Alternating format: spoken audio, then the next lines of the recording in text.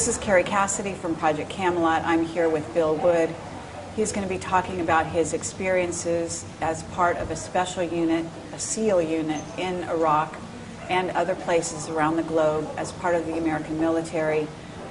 Some of this testimony may be considered to be in violation of his national security oath, but we are going to be trying to stay within the parameters of that. And he is going to, first of all, speak on the subject of a disclaimer in regard to a project that he is using this for on a personal level. Hi. I just want to disclose to everybody that I am writing a fictional book about this interview and the things that I discuss in this interview. And the reason for this interview is for purposes of marketing that book. And that book, of course, is fictional. Okay, great.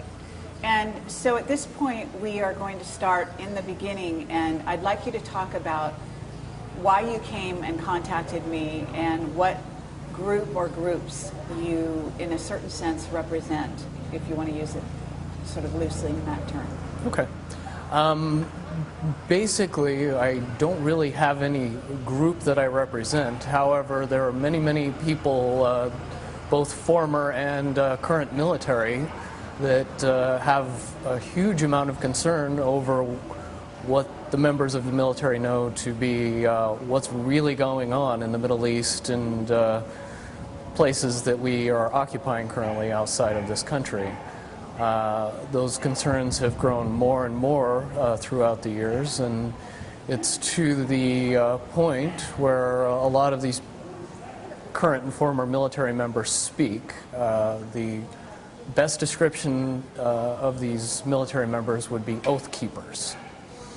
And an oath keeper is somebody who basically focuses primarily on the oath that they took when they joined the service, and not so much what they're ordered to be to keep secret or to tell as secret, as opposed to what is in the best interest of the Constitution and the country.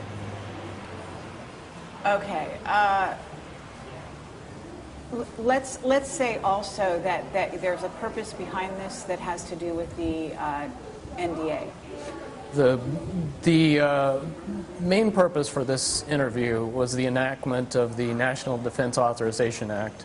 The individuals that I speak with on a regular basis have grown a consensus that this is the end of the erosion of our constitutional rights, and it pretty clearly spells out in a lot of paperwork that America has been declared a war zone, and American citizens are subject to arrest and detainment outside of the constitutional protections of trial by jury, the right to an attorney, the right to being charged with a crime even is stripped away in that bill.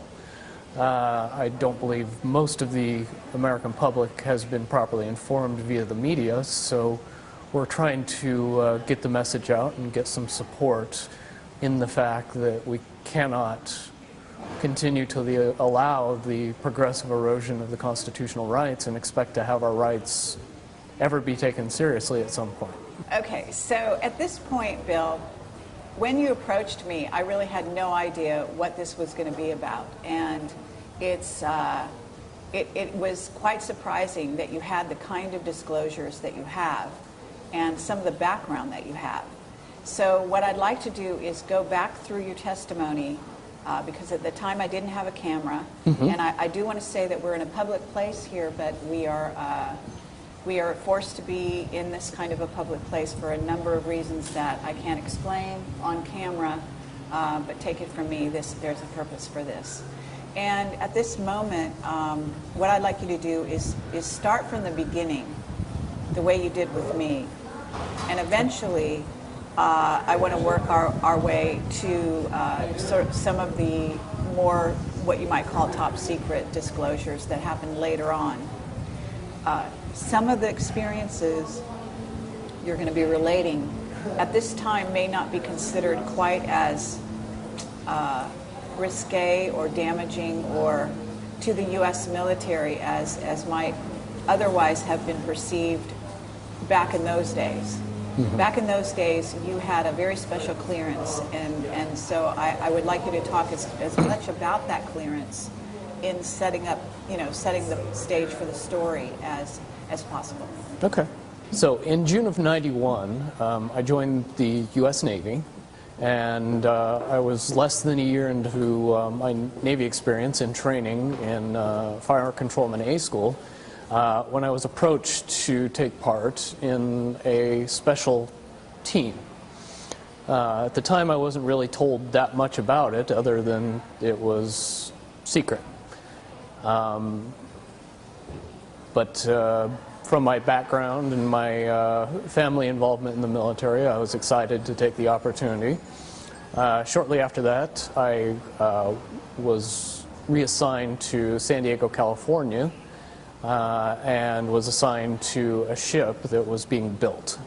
So that gave me a lot of time to go to schools, which that comes in handy at this point, because very quickly after that I was taken to this special training school and found out the details of which were the basic sense is that I would be controlling Tomahawk cruise missiles and using specialized equipment that nobody really knew about in order to fly those missiles from when they come over the horizon to line of sight of the target, and to drive the missile directly into the target and be able to verify prior to the targeting of any kind of building or designation that it is the target that we are looking for, and then it is approached, and the Tomahawk missiles are used against it effectively, and then we also do bomb damage assessment after that.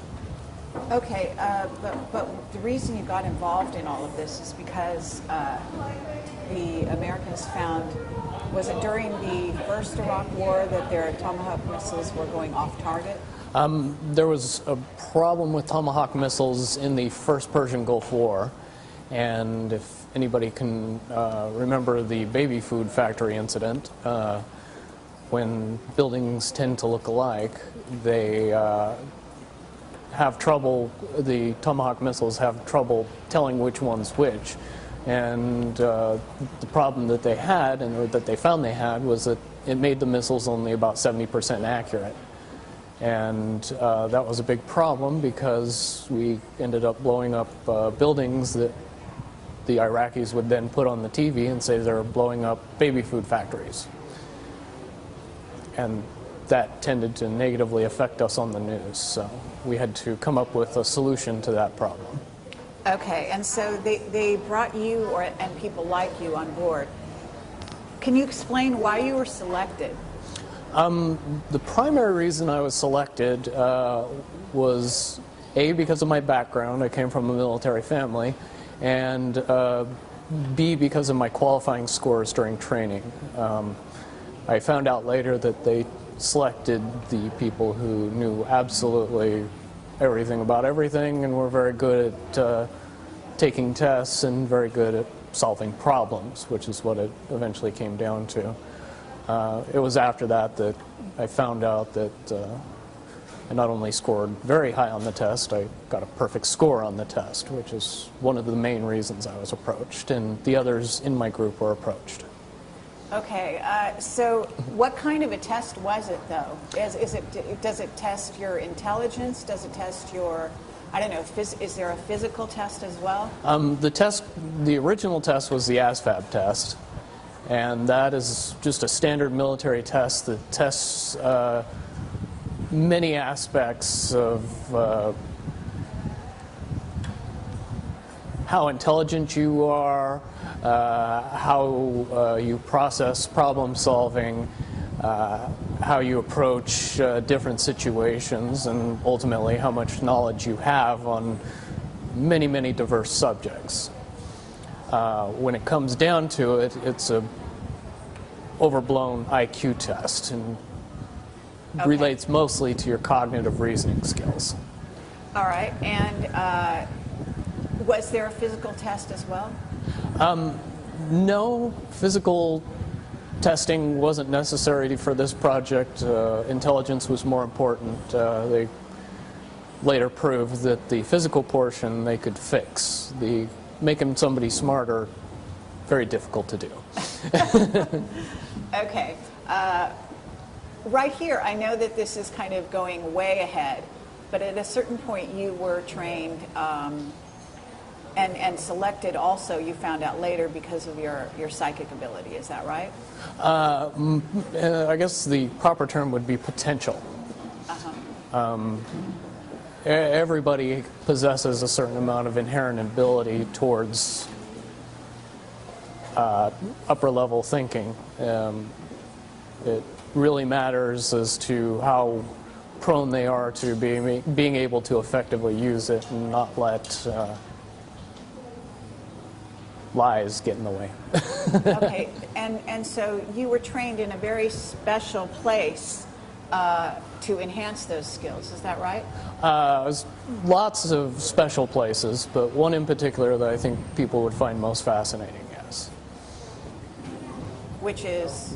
One place that I was able to train at in particular that people would be familiar with is Area 51. I was able to go there for a single training course that was popularly entitled Advanced Psi. And basically what that class did for us is teach us to use advanced intuition. Basically bringing out your ability to know things ahead of time, predict things, delving into reading minds and predicting the future, if you want to use plain English to get into it. And would you say that you were trained as a remote viewer? Certainly that goes into the ballpark or the wider spectrum of what we are being trained to do. The wide spectrum is to trust and hone and use your intuition effectively enough that you could rely on it in tactical situations to give you more information than your five senses were giving you. Okay. And you and the other people you work with were a group of 9 people, is that correct? We were a group of more than 9, but it was 9 people that operated. We had officers and senior enlisted that helped us and a support staff, but essentially it was 9 people that were trained to do the job. Yes. Okay, and is that 9 people to go into the field? Yes. Okay. Yeah. And so you went to school, and then what happened? At what point did you start to be deployed, or what was the trajectory? In '92, at the end of '92, we started to be deployed on missions. A basic overview of a mission would be to get to a target, usually by some extraordinary means of jumping out of an airplane or walking further than most people would imagine, getting within the line of sight of a target, setting up electronic equipment that would allow us to control the cruise missile via line of sight, wait for the missile to come inbound, sync up with the bird as it was in flight, and then use regular airplane type controls on the box or the targeter that, for what people know today, would be essentially flying a Tomahawk missile, just like an operator would fly a regular drone aircraft nowadays. In my description, I would say the Tomahawk missiles were the first generation of drone aircraft. Okay.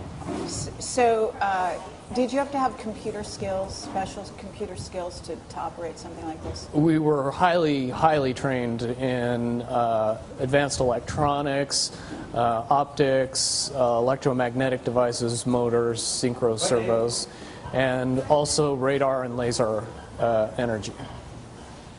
Okay, could you repeat that last line?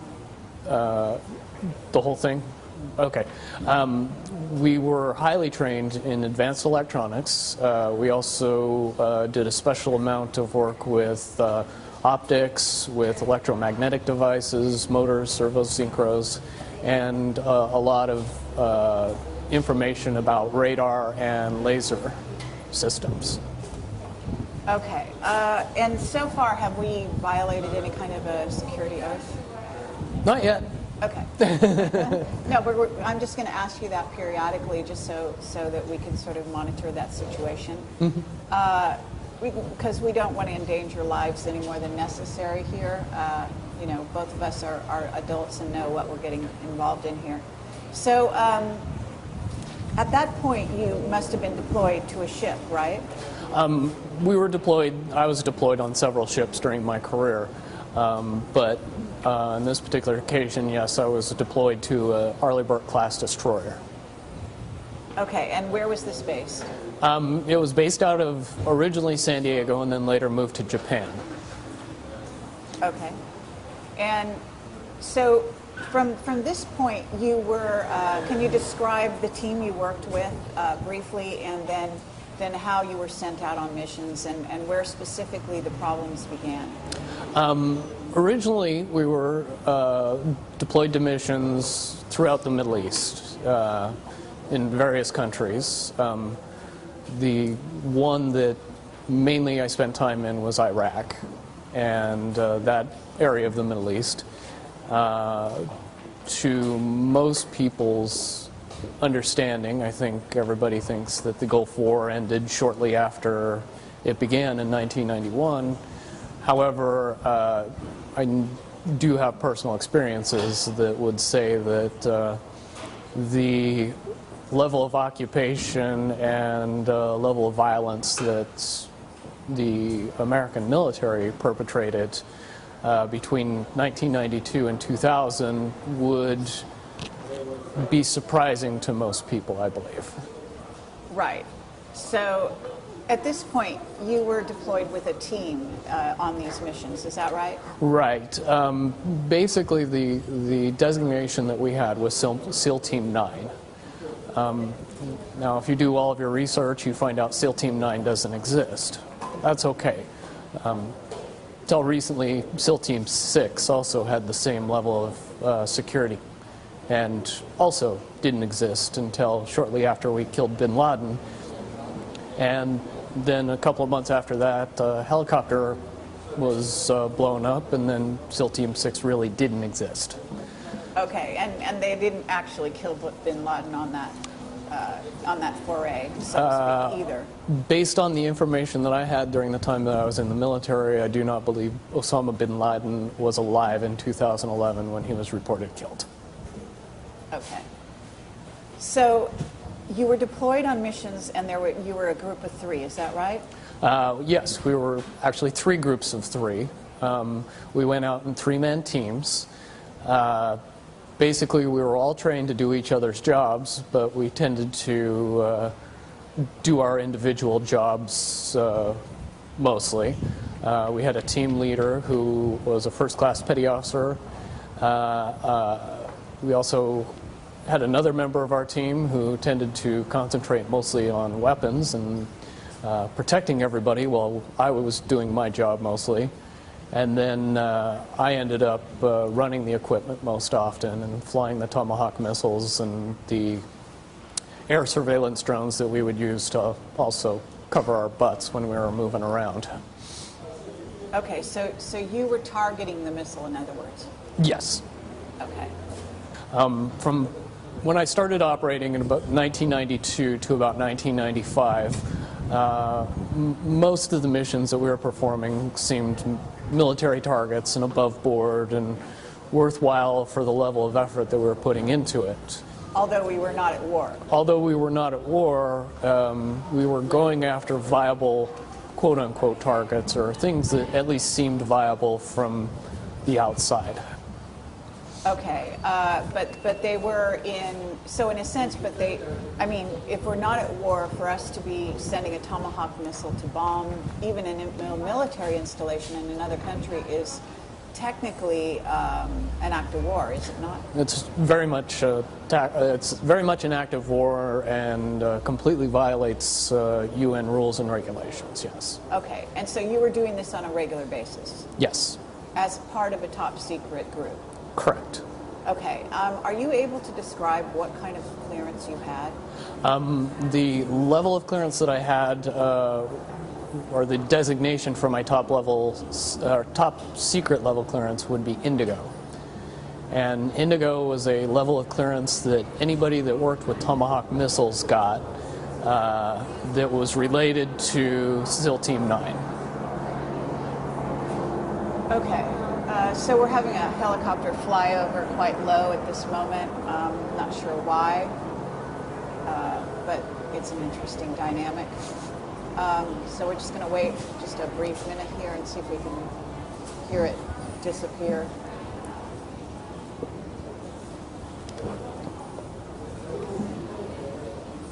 Okay, so at this point you were doing targets, and you were doing them in what countries? Throughout the Middle East. Do you want to name some of those countries? Some of the big ones that everybody would recognize: Saudi Arabia, Iraq, Afghanistan, one or two in Iran, Yemen, Syria, Okay. Libya. Those are the ones that people would be most appreciate knowing about. Would this be termed asymmetrical warfare? Very much so, based on the fact that the level of industrial revolution complex material that we were using against these countries, they had nothing that could counteract it or prevent it. Okay, so let's describe the missile itself, its range and its capability, and then the idea that I think you said that ultimately you were targeting 2. Is that right? Correct. Tomahawk missiles are, yeah, you like that? Okay, we're having more helicopter flyovers here. Not sure what, we're in actually a shopping center in Malibu. I'm not sure why we would be having some flyovers here. Popular. I mean, there's plenty of helicopter activity in the Malibu area, but it's usually along the coast, just FYI. Okay, so moving right along, the capability of the missile itself. How Tomahawk missiles work, they're normally sea-based launch missiles. The primary launch platform was either a Los Angeles class fast attack submarine or an Arleigh Burke class destroyer. There's certainly other ships in the Navy's arsenal that can launch those missiles, but that wasn't their primary purpose. Once a missile was launched from a ship, it would go along pre-programmed waypoints until it got close to the target, and then it would use a combination of radar, lasers, and terrain mapping to snake its way through the land masses until it got within the line of sight of a target. The official version of what a Tomahawk missile would do at that point was compare a picture of the target to a picture that it has in its database and designate itself upon that target based on what was inputted up to it shortly before it was launched. At that point, we could interrupt the flight path of the missile by syncing to it with a special piece of equipment. Okay, I'm sorry, we have a helicopter again flying very low over this building.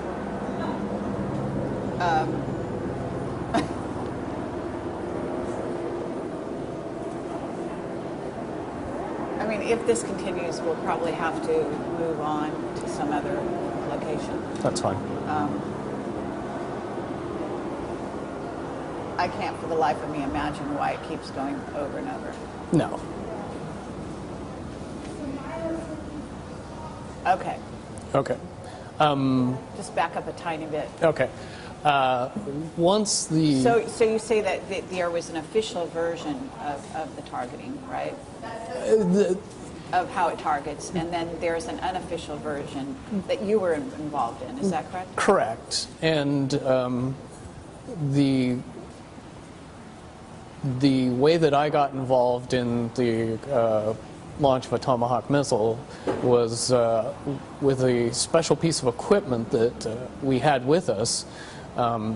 We could get in between line of sight of the missile and the target and sync up with the missile and control it remotely from that piece of equipment. And basically, the only thing that does is control it just like everybody would understand how a drone is controlled by a pilot that's stationed in Las Vegas when the drone is in the Middle East. Okay, so, but you actually did seem to go on location. Correct. We had to be on location because back then the only way to exchange information fast enough with the missile system would be to be within line of sight of it. Of the target? Of the missile and the target. And the target. Okay, interesting. So you did need protection, obviously being somewhere in the vicinity of the target, is that correct? Correct, and that's where all that cool advanced training came in. Experts at counter detection and counter surveillance certainly aided in our cause, as well as... Okay, we have another helicopter going. This one's different though. Yeah, isn't it? Not the same one. Not the same. Okay, so, but at this point we haven't really answered the question as to the capability of the missile itself.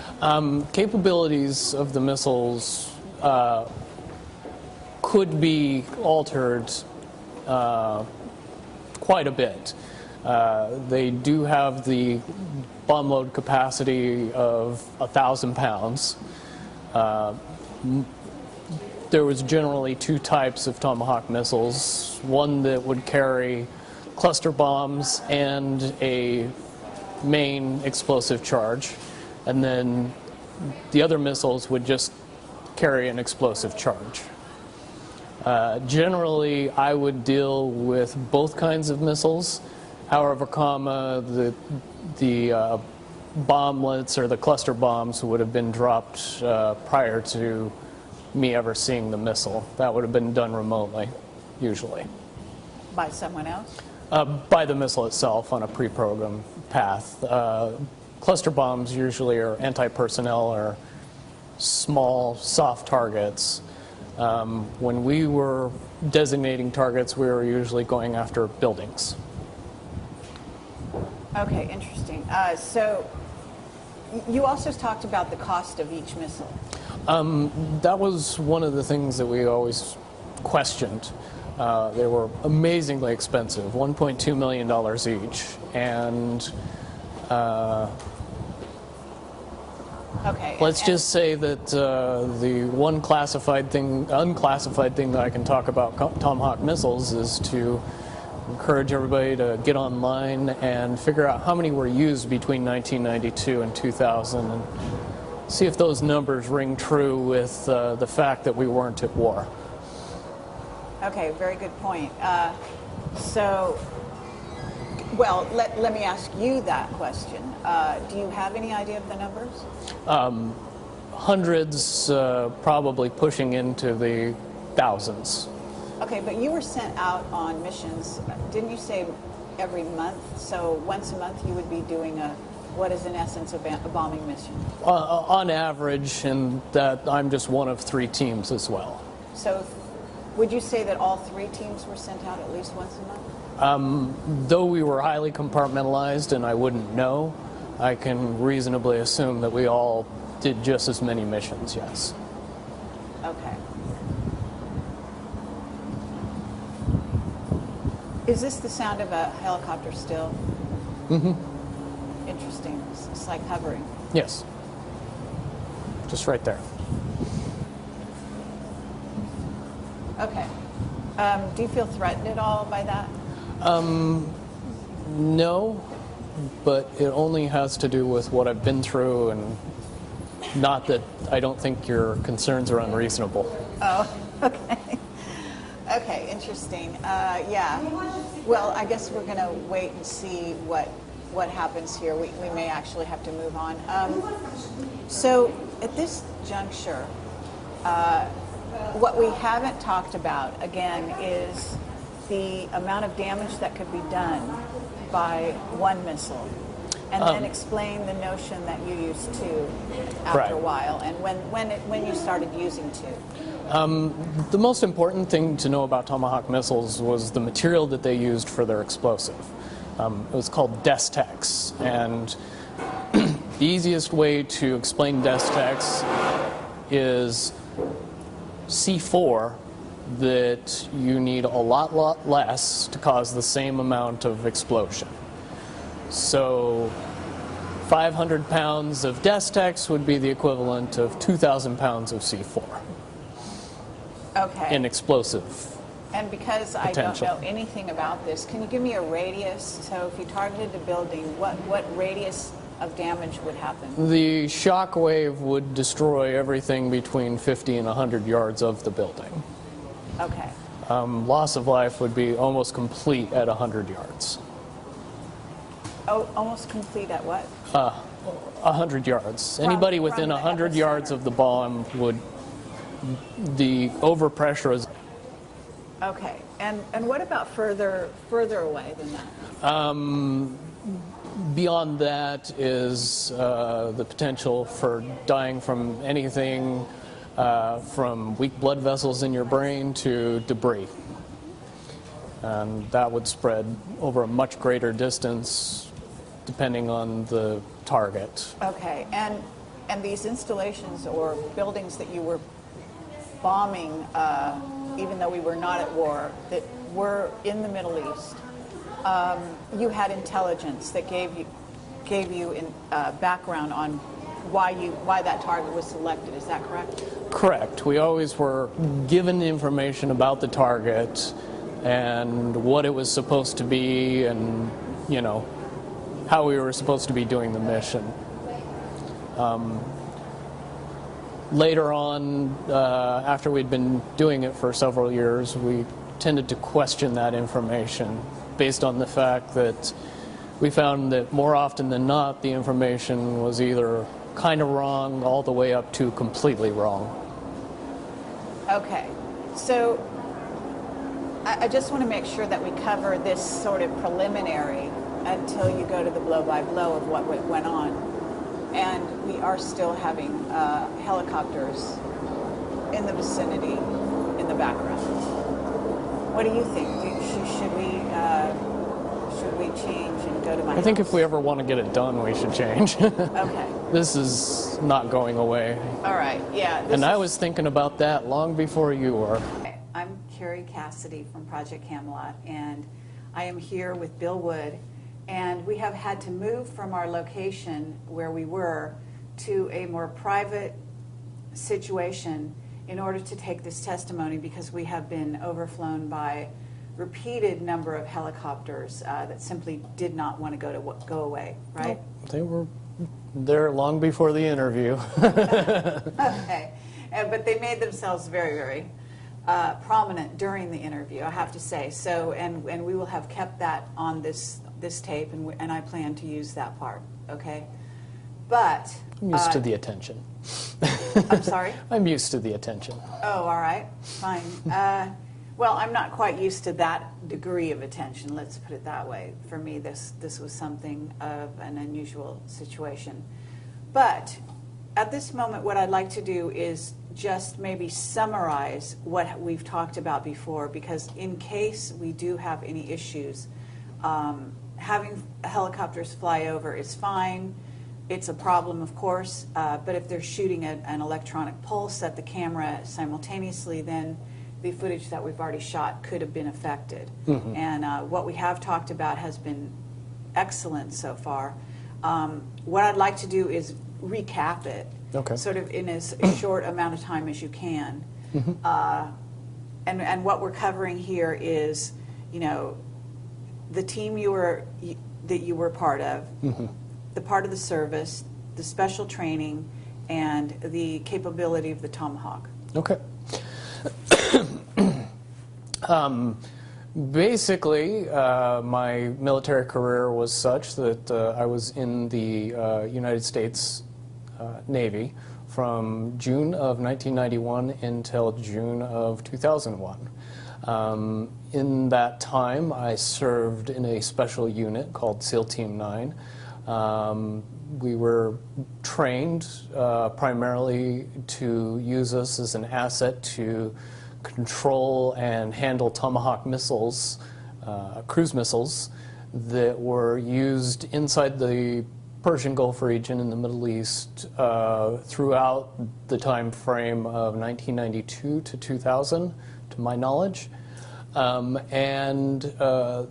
Those missiles were used in a capacity similar to what people would understand how drones are used today, both as intelligence gathering, but obviously the end game with Tomahawk missiles was to blow something up at the end of the flight. So that's what we would do over a secure link. We would get the equipment ready, wait for the Tomahawk missile to come inbound, sync up with the missile, and then control it through its terminal phase of flight. And then after detonation, we would do bomb damage assessment and then get out of the area quiet as ghosts.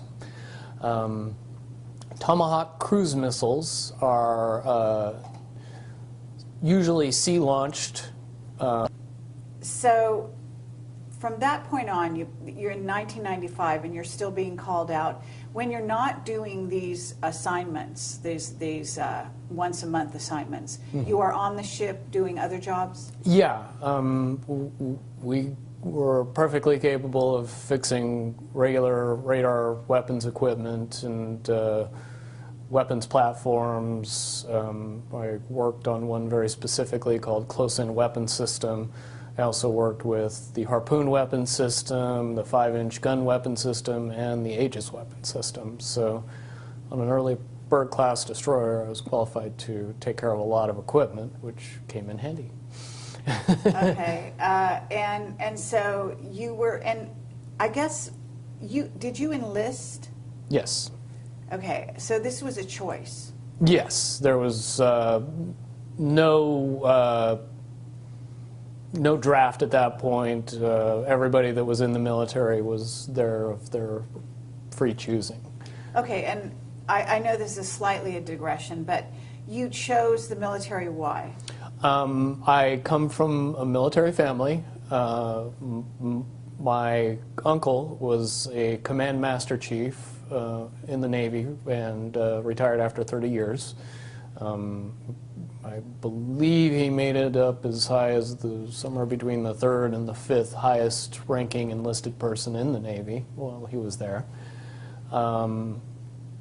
And when I was very young, I got to ride on the USS Missouri when it was recommissioned. And I was pretty addicted after that. Okay.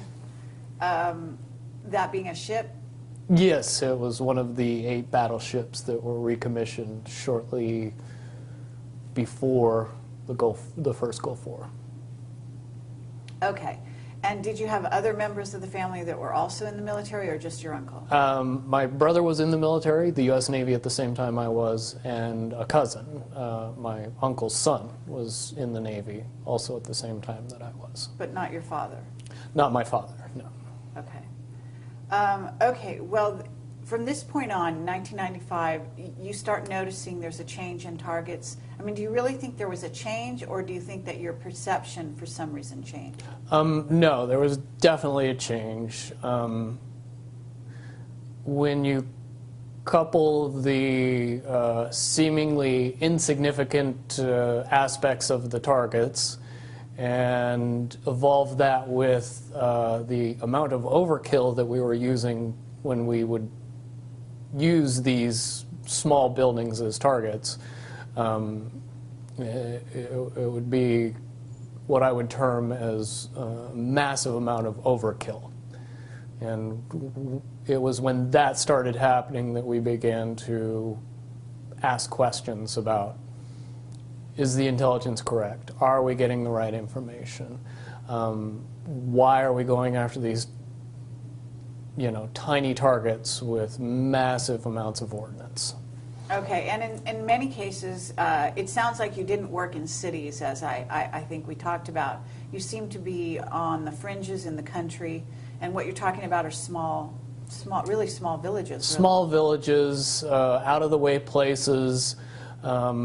In that part of the world, that's how most of the rural population lives. Large cities tend to be, relatively obscure in any part of the country except for maybe the capital. Okay. So at this point, it's 1995. What happens is there any incident that specifically happens? It progresses up to April of '97 when we were out on a mission, and like I was telling you about the dual Tomahawk missiles, normally it wasn't a big deal. They would come in right behind each other. It would be boom, boom, and there wouldn't be many issues. But in April of '97, I had an incident where the second missile came in 5 minutes late.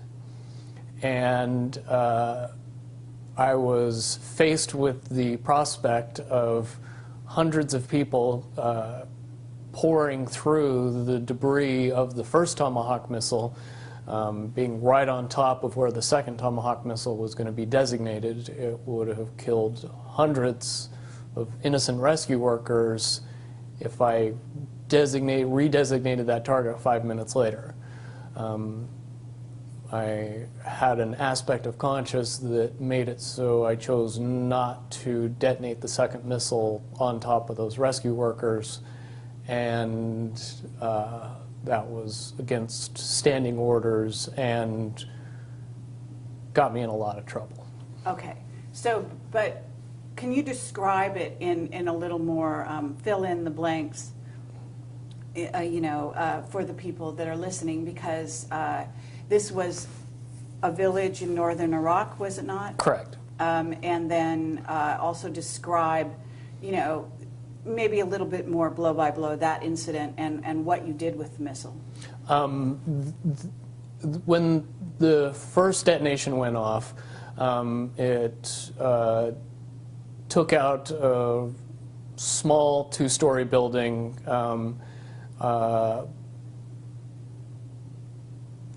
That was kind of set off away from most of the other area.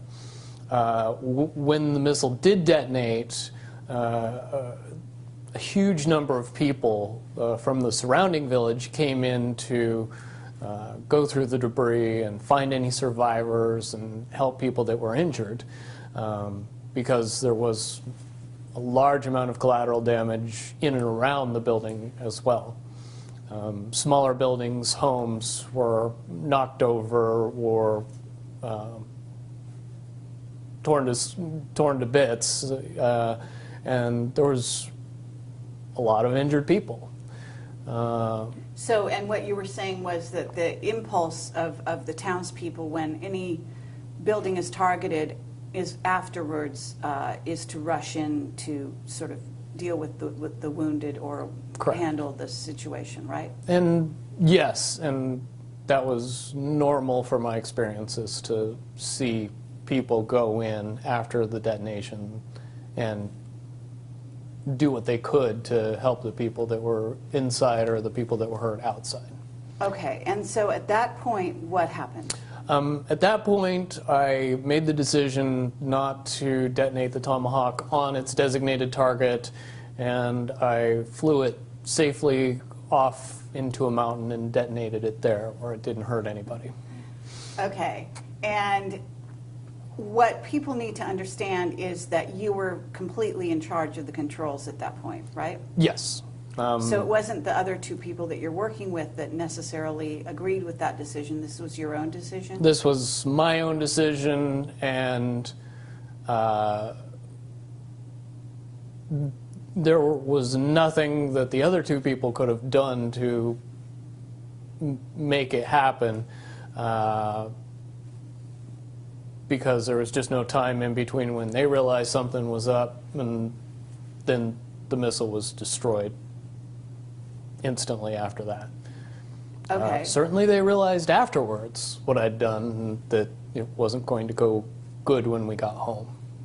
All right. And at this point, you were in northern Iraq? Yes. And how far away from the place of detonation, so to speak, were you? That time we were probably 2 miles away. Uh-huh. But you had line of sight, as you call it. We always tried to get up as high as possible and extend line of sight as far as we could. Didn't need to get close, so we tried not to. Okay. And as far as that goes, what do you use for line of sight, just out of curiosity? Were you using some specialized equipment in order to see the target area? The box, as we called it, would use a narrowband microwave frequency that was encrypted to sync up with the missile when it came into line of sight. The reason we would use that type of communication is because it was hard to interrupt or jam. Okay, but so your visual was good. Is that what you're saying? Well, we would have visual of the target, but I would also have visual of the target via the camera in the Tomahawk. So I see. I could So you fly were it actually, via the camera. Oh, really? So Yeah. you actually were riding, in a sense, riding along with the missile when it went to its target? No. Wow.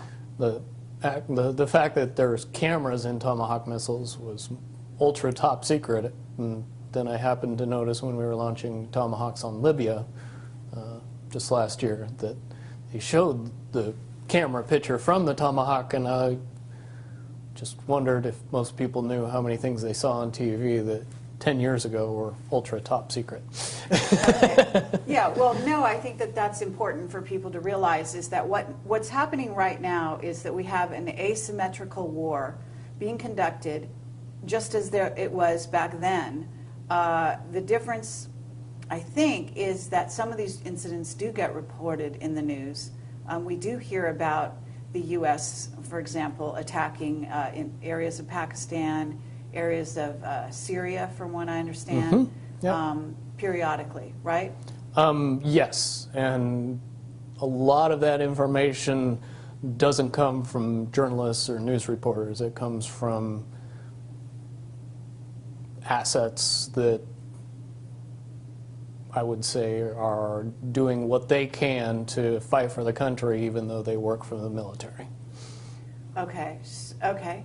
To trying to get the word out as to what our government is actually up to. I believe the proper term is whistleblowers. Okay. Hee-rah, or as they say, whatever. So what happened? Okay, so this happened, and then what happened when you returned? Or what was the trajectory? Nothing per se happened when I returned, but a month after that incident, I found myself facing general court-martial for unrelated charges. Okay, so you literally went back to base and there was no repercussions? No one said, what did you do with the other missile? Why did you fly it off target? None of that happened? During debrief, I mean, there was some very upset people, and why did you do, and many conversations with many different people about saying exactly what I said to the person before them, but I was adamant that it was a mission gone bad and I wasn't going to kill a whole bunch of rescue workers, and I thought it was left at that. So you continued to be called on assignments after that, right? You and your team. I didn't go on another mission before I was facing court-martial, no. And what was the period of time between those two things? It was a month or less. Oh, so you immediately were, it's pretty much, I mean, 1 month of downtime, and then you were called into court-martial. Okay, and that was for what? That was for what they said was child rape, which it definitely was not true. Okay, so basically you're based on a boat, ship, from 1992 until this time, which was 97? Yes, I was based on a ship, but realized we weren't always on the ship and we weren't always in the Persian Gulf. Okay, so was this on leave, an incident that happened when you were on leave? This was an incident that happened 2 years earlier when we were back in home port in San Diego. Okay, and just to summarize that quickly, the situation was what? The situation, what actually happened was I found myself in a situation where I was having consensual sex with a 16-year-old girl when I was 25 years old. Not what they characterized it in my court-martial as. Okay, so she was 16, but you thought, but even that was underage, or I don't even know what the laws are. Well, the laws in California at the time were that 16 and 17-year-olds could consent. That law has since changed. Now it's a misdemeanor for 16 and 17-year-olds to have sex with people over the age of 18, which is why I didn't get charged in the civilian community. I was charged via court-martial. Okay, so they went back 2 years prior and charged you, and did you know why? Like, I mean, you basically put two and two together and figured that they were targeting you somehow. Can you describe what the rationale is on the part of the military and how you explained how they kind of have something on each person? Well, the rationale is obvious. If the military has something that they can use against you, which in my particular case was obvious, they can not only use the situation, but blow it completely out of proportion. And in the military justice system, there is no real recourse to being able to prove yourself innocent of charges. More typically, you're found guilty long before you ever make it into your court-martial. You don't have the right of a jury of your peers. Your jury consists of military personnel that are senior to you in rank and that have an overwhelming desire to protect their career over what they decide in your court-martial. So, in other words, they're sort of conditioned to find you guilty regardless, because that works in their favor. Absolutely, because if you go into a room being told by somebody that's in authority over you that a person is guilty, it's nearly impossible to be an impartial juror at that point. I think Bradley Manning could tell us all about that. Okay, yeah, no, that's pertinent, actually. Okay, so at this point, you've actually, gone against orders. They decided they want to pull you back into rank, or whatever you call that, rank and file. So Yeah. what did happen then?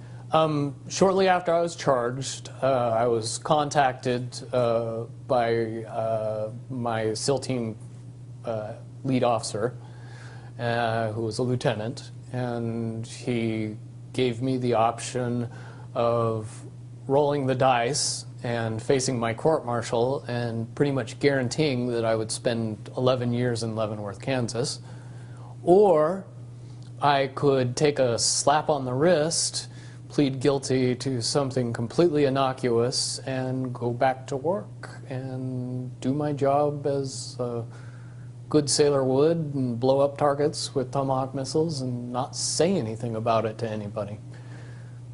That's what I chose to do. And you also suggested that they sort of had something on the other members of your team as well? I believe they had something on every member of our team because we all had at least one skeleton that we all knew about. So it was definitely something that would make it so they could pick and choose and destroy the life and career of any member of our team and easily get away with it. Okay, if for some reason one of them decided not to follow orders or be insubordinate in some Correct. fashion. Or something similar to what I did. Okay. All right, so when you did what you did you have the sympathy, assuming that everyone found out about it, did you have the sympathy not only of the people, the two on your team, but other team members, or was there, were they not sympathetic? Yes and no. Really, the only two people that had all the information were the two people that were on my team. We were fairly well compartmentalized from each other. The other members of the other two teams got the military's version of the story long before they ever heard mine.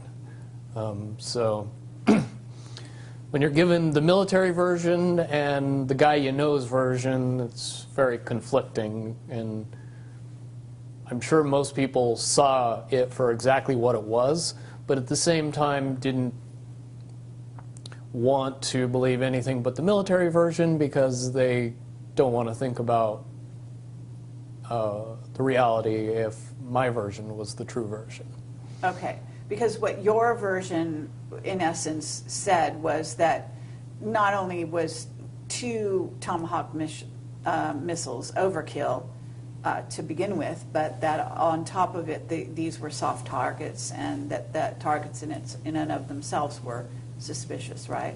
Correct. And basically hammering me let everybody else know in the group that all of the complaining and all of the trying to, bring out the reality of what was happening was not appreciated, and it didn't matter.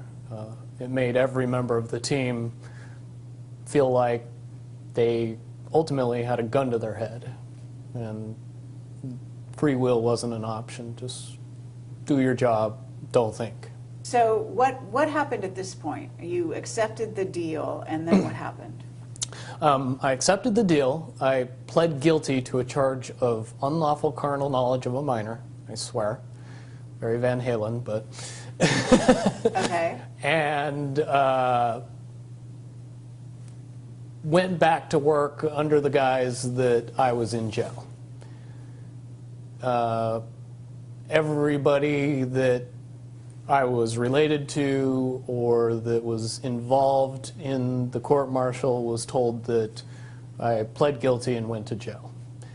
What actually happened was I pled guilty, got on an airplane, and proceeded to spend the next 3 years in the Persian Gulf doing my job. Okay. Interesting. So you're saying the civilian world, is that what you're talking about? Yes. The civilian world heard you were charged with this and pled guilty. Mm-hmm. Okay. So then you went back to work, and you were basically so then at that point what happened? I mean, you continued to target soft targets? At that point, it was fairly obvious that we were the team that would get the hardest targets. Not militarily hard, but the hardest to blow up. Meaning the softest the targets? softest targets, the one that were most obviously not military assets, not worth the amount of explosives that we were using. At that point, the targets became plainly obvious that it was a terrorist-based mission, and the reasons that we used the missiles and the explosives and where we targeted was to scare people and not to blow things up. Okay, but you did blow things up. Yeah, but it was not, the destruction wasn't the main mission. The main mission was to scare the people that survived and Okay. get them talking. And was it to turn them, I guess I'm kind of, It's interesting because at that point they have like a captive audience, so to speak, in you guys, such that they can do whatever they want with you, and you can't complain, you can't object, because you're sort of under a certain level of coercion to be quiet, right, and do your job, Correct. regardless of what they ask you to do. So they can really sort of run you all over the countries, doing whatever they want. But how does this sort of state-sponsored terrorism, as it were, facilitate an agenda? Do you know, like, how it links up? I can see it more properly in hindsight now, but it's very easy to understand. What we were doing was creating the problem. When enough people are left behind with enough dead and injured relatives that strapping a bomb on themselves and doing a suicide mission seems very reasonable. After you've been After targeted by the your mother, your father, your wife, your sisters, your brothers, your sons, your daughters are killed in a Tomahawk missile attack. which they knew would be an American attack, right? They knew better than anybody that they were American missile attacks. Okay. Most Iraqis were well aware of Tomahawk missiles, what they did, how they did it, and more importantly, how many people they killed.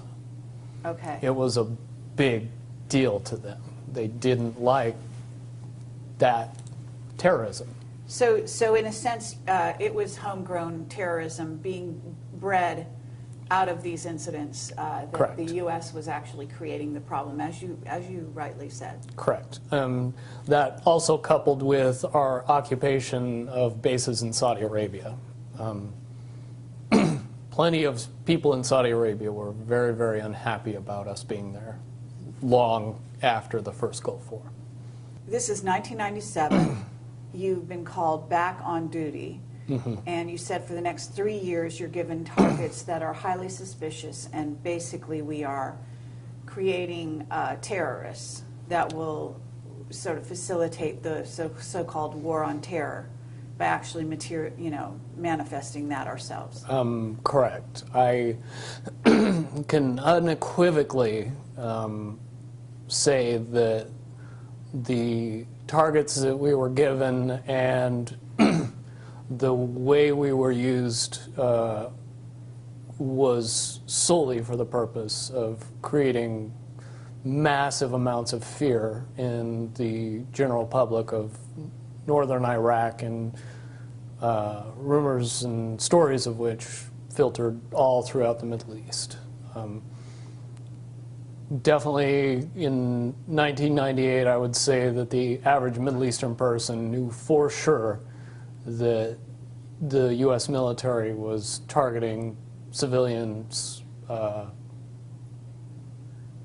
under the guise of combating terrorism. At that point, your sort of mental state must not have been great, right? No, I was very distant and dark. I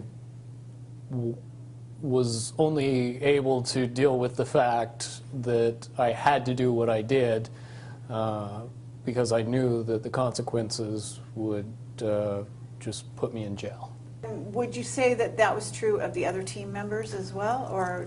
Certainly, everybody was well aware of my situation after that, and my situation coupled with the targets and the evolution of what we were doing as far as warfare was plainly obvious to everybody that was performing missions. Okay. So what happened then at that point? Basically, we continued on and continued on to go after these soft targets and do our jobs and not really say anything. That climaxed in December of 2000 for me and my group. during the time that we operated in northern Iraq, we found certain groups of indigenous population that we would consider assets and would use on a semi-regular basis to accomplish our missions. In turn, we would help the indigenous people of the villages with food, water, ammunition, protection, intelligence, give them what we could to pay them back for the kindness that they offered us when we needed help. Okay, and these individuals or the villages where you were finding shelter, so to speak, were they among Kurds or among Shiites? Kurds and Shiites. Sunni sect wouldn't help us. Oh, all right. But the Shiites and the Kurds, they were more than happy to try and do something positive for their country, to try and help the U.S. military. So eventually the dictatorship that existed in the country would eventually fall and they would have democracy and freedom. That's what they believed. That's the rationale that they were sold, so to speak. Yeah, I mean, it wasn't propaganda. It was more of a choice between the lesser of two evils, I guess is the easiest way to say it. So, okay, so this went on until 2000, and then what happened? In December of 2000, we came back to a village that we were using as an asset. And on the mission before this one, we had gotten intelligence from the village elder that described an imminent attack on U.S. soil that involved pilots. Did not understand what the information meant, but we took it back to base and reported it, and didn't think much of it. Later, very soon after that, we went on another mission, came back to the village, and discovered that the village was destroyed in a Tomahawk missile attack. At that point, we were psychologically broken as to how we were being used and the obviousness of that village being destroyed. There was no military significance whatsoever. In destroying the village, there was probably 35 people and no permanent structures other than 3. And Initially, and so before it was destroyed, these right. people lived very simple lives. They were very nomadic and detached, and there would be no reason whatsoever to bomb that particular target unless the information that we obtained was significant. But you didn't bomb them. No, it was another one. It was another team that knew of the village, but when they destroyed the village, they didn't know who they were bombing. They were told lies. Okay, so and this is, in theory, one of the teams of the 9? It was one of the other teams in SEAL Team 9, and I know which team it was. When we got back home from the mission, and I actually got into a violent altercation with the person on that team that does the job that I do for my team.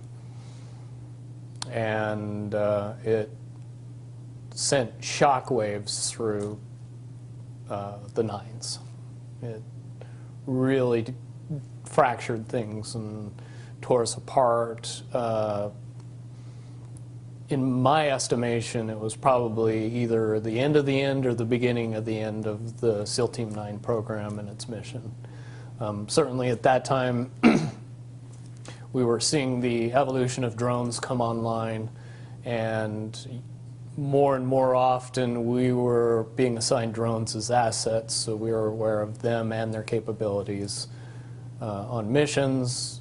And shortly after that, drones became weapons-based platforms, and they started using the much more humane Hellfire missile to accomplish the goals that we were accomplishing with Tomahawk missile attacks. When you say much more humane, are you joking? Tongue-in-cheek, Hellfire missile has a 25-pound warhead. Tomahawk missile has 250-pound warhead. Yes, a drone can minimize collateral damage. However, we are where we are today, and we know that there's lots of collateral damage with drone-based missile attacks. Okay. Yeah, I didn't even realize that drones were military, equipped to. I thought they were simply surveillance. Yeah, most people don't. Not one of those well-advertised things that our media keeps us up on. Right. Okay. So at this point, you basically had what you call an altercation with the individual who bombed this group of people who had been giving you guys shelter. Who, in a sense, it was almost like I don't know if it's like a shelter or a home base for you guys. This small village, right? So it's village. The village is destroyed. It wasn't a home base. It was. It was an asset that we used in a military sense, but at the same time, we developed an emotional connection to the people of the village. We knew who they were. We knew what they were about. We knew the basicness of their living and how they went about. And destroying that village and killing all those people was unnecessary and sad. Okay. So at this point, what happened within your sort of when you attacked the person, did you almost kill them? Yeah, I got into a fight with them. Did go overboard, and the physical violence was enough to put him in the hospital and threaten his life. I'm pretty sure the only reason I was able to do that level of damage was because that person didn't fight back. Certainly we're evenly matched as far as hand-to-hand weapons combat at any other given time. The fact that I almost killed him doesn't seem possible unless he felt guilty and just didn't fight back. Okay. So at that point, what happened? At that point, it was pretty obvious to the powers that be that I was never going to be able to be used in the capacity that I was being used anymore. I was never going to be able to designate missile attacks and kill people. So I was taken out of service and put in a psychological hospital for 6 months. I spent most of my time in a drug-induced haze/coma, experiencing wild hallucinations, paranoia, and treatment programs that focused my mind solely on fear and distorted reality and believing in a bunch of things that were only manifesting themselves because of the drugs, the hallucinogens, the psychotropics. So they were basically messing with you at that point through, would you call it mind control techniques? I would more correctly characterize it as mind destruction or psychological destruction, stripping me from all reality as far as, up and down, left, right. Perception became something that was very fluid and could be influenced very easily. Okay. So, and this went on for 6 months, did you say? 6 months. Towards the end of the 6 months, the drugs stopped. I came out of my cloud, I guess is the best way to put it. and was told that I was being released from the military, and that everything was going to be fine, and that they just made the decision that I my 10-year mark, which was when I was supposed to get out of the military. I was pretty happy about that, especially after the 6 months of what I would easily classify as torture. I would have done anything to get out of that. I understand. Would you say, though, that, and you alluded to this off camera, the coincidence is a bit sort of mind-bending, if you will, that you actually got out on your supposed planned release date? Correct. Had none of these other altercations, et cetera, happened along the way? According to my court-martial, I should have spent 11 years in prison. According to paperwork that I have, I spent exactly 3 years and 1 month in prison and got out at exactly the time I would have gotten out if I would have otherwise been discharged. So the two questions I would ask is, do we normally let people out 8 years early, and do we normally pay them while they're in prison? I don't think those would be easy questions for anybody to answer inside the military right now. And I've proven that since I've gotten out. You know, there's so many avenues we could go down, and I did ask you to watch the video of Duncan O'Finian, which you weren't familiar with prior to our No, interview. didn't know he even existed prior to you mentioning it. So. Okay, and do you want to say your reaction to seeing that? My reaction would be mostly based on my perspective and what I know. And in a word, the things that I heard and the information that he gave were eerily similar to many, many aspects of my training.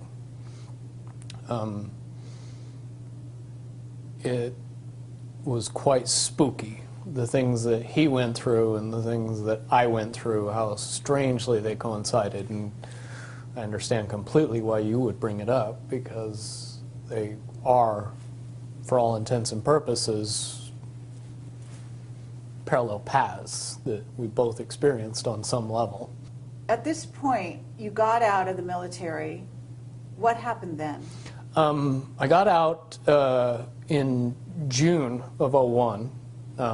I went back home to Salt Lake City, Utah, and got a construction job, and was going to be completely content putting all of my military past behind me and moving on with my life. On September 11th, however, that thought process got majorly interrupted when the Twin Towers were attacked, the Pentagon, and another flight was hijacked. It was at that point, based on my experience, that I looked at the events of 9/11 and drew much, much different conclusions about the whys and wherefores of the event, and some major, major problems with the popular story based on what happened.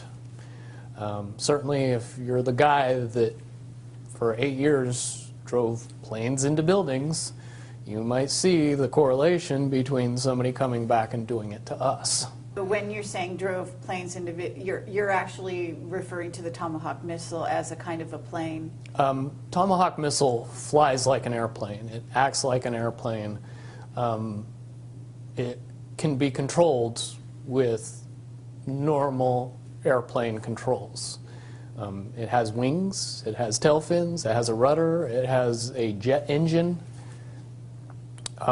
It sounds like a jet. It would be hard, based on the fact that they fly very low to the ground and they fly very fast, to get a good look at it enough to be able to tell it from typical airline plane to a Tomahawk missile. Certainly all anybody would get is a glimpse. Okay, and basically you also talked about the, because they said there was a missile that hit the Pentagon, that it wasn't a plane, and you actually have some very good evidence, in a sense, to substantiate that that was much more likely to be a Tomahawk missile. Correct. The best information out there, in my opinion, is a documentary called Loose Change. It tells out all the information in much, much greater detail than I can express it. But the one important thing that I noticed was the turn that the airliner supposedly made before it actually hit the Pentagon. That turn would be almost impossible to make with a 757. If you want to fire up your flight simulator and buy all the controls that airplanes have and try to do it on a flight simulator, I think you would find that you crash the plane every time. However, that turn was something that I had seen many, many, many times when I used that turn to overfly a target, come around and hit it again after I'd marked on top and verified that that indeed was the actual target with the inboard camera in the missile. Also, where an airliner's wings are particularly susceptible to damage, and knocking over 5 light poles would be an issue when you were trying to control the aircraft at low and slow, like they were. Tomahawk missiles' wings are reinforced and aren't filled with fuel, and very, very hardened surfaces that make it so if the missile's ever attacked, it would still fly into its target.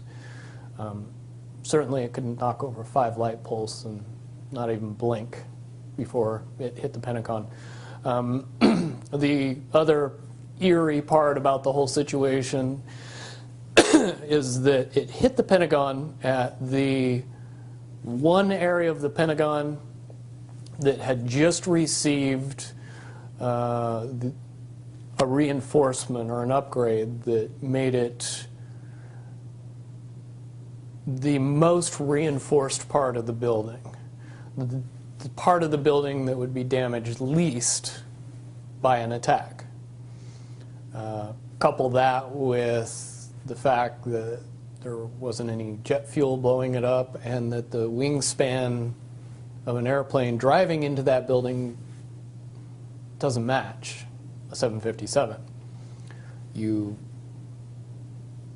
model a Tomahawk missile and its flight path and payload and wingspan and all the other technicalities of it, and I think you would find that the estimated damage of what that attack would cause to the Pentagon at that particular area would fit very nicely with the actual damage that happened to the Pentagon in that particular area. And the fact that they had evacuated, or at least that a lot of people were not there, and that, didn't you also allude to the fact that it appeared that there was evidence that Cheney had been waiting for the, in the documentary Loose Change, it does have some pretty damning evidence that the Vice President was well aware of the attack.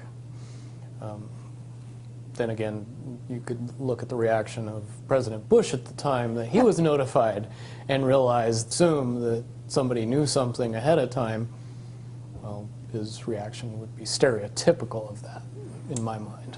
What you also alluded to was the idea that you weren't the only one who, or your group, your SEAL team, weren't the only ones that had received advance warning of 9/11 during the time prior to that. Is that right? No, I would say most government agencies received some notification or some warning of the attack ahead of time.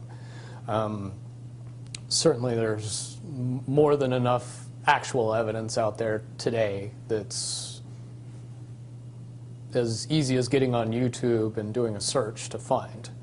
After that, I spent a lot of time and effort going back and connecting a bunch of little pieces of information that, if somebody was doing their job back then, could have easily determined exactly what was going to happen and prevented it.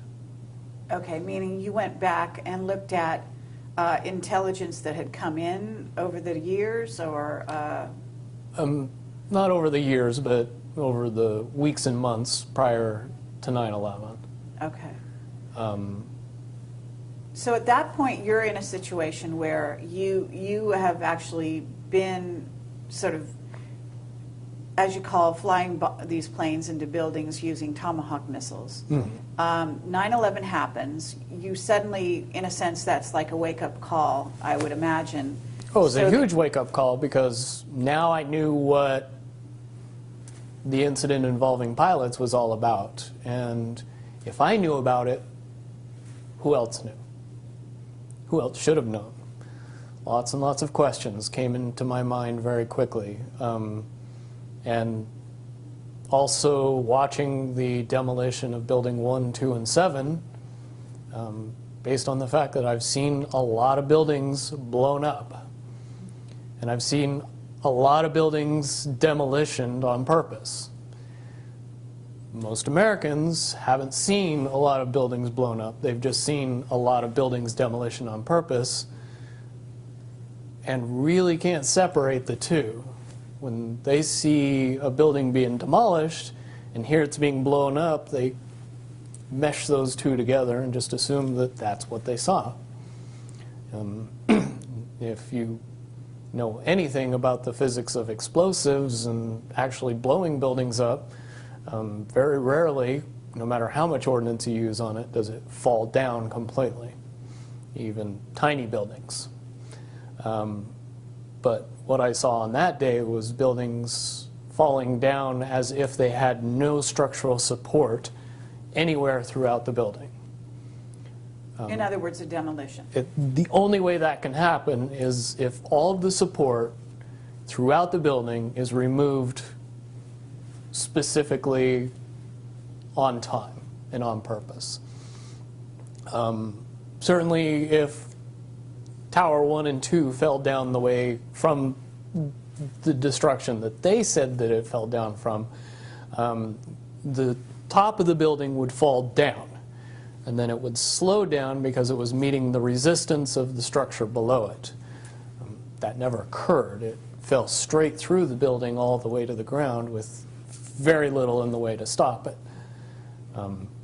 Again, any demolitions expert could tell you beyond a shadow of a doubt that that's absolutely impossible.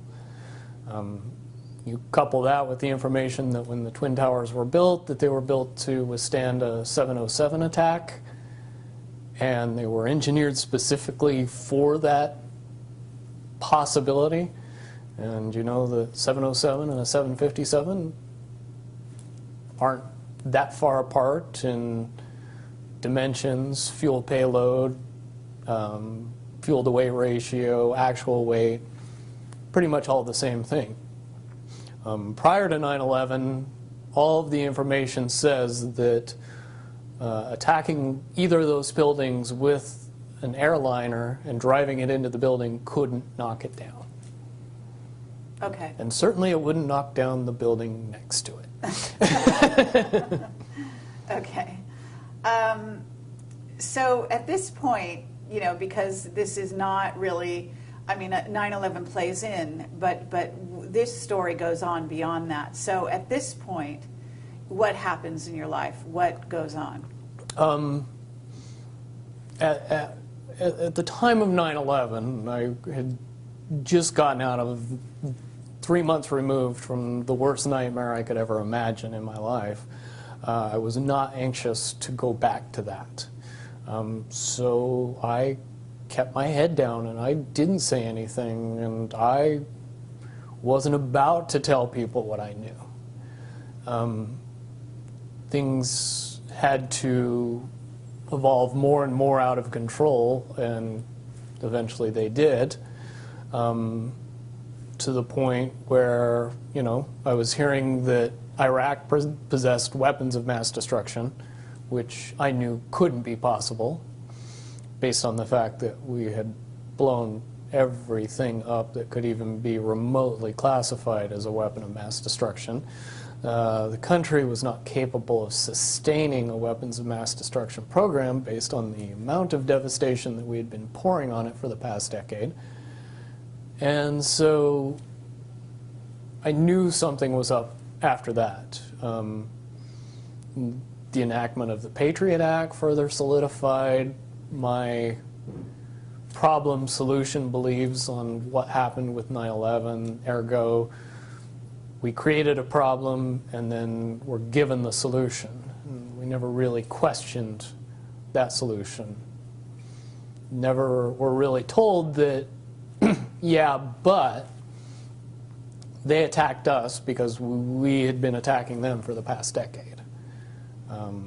Okay, well, the understanding, though, is that they actually didn't attack us, that this was an inside job on top of all of that. So certainly, if a Tomahawk missile hit the Pentagon, I do have some questions about what happened to the airliner that was supposed to have hit the Pentagon, and also the one that crashed in Pennsylvania.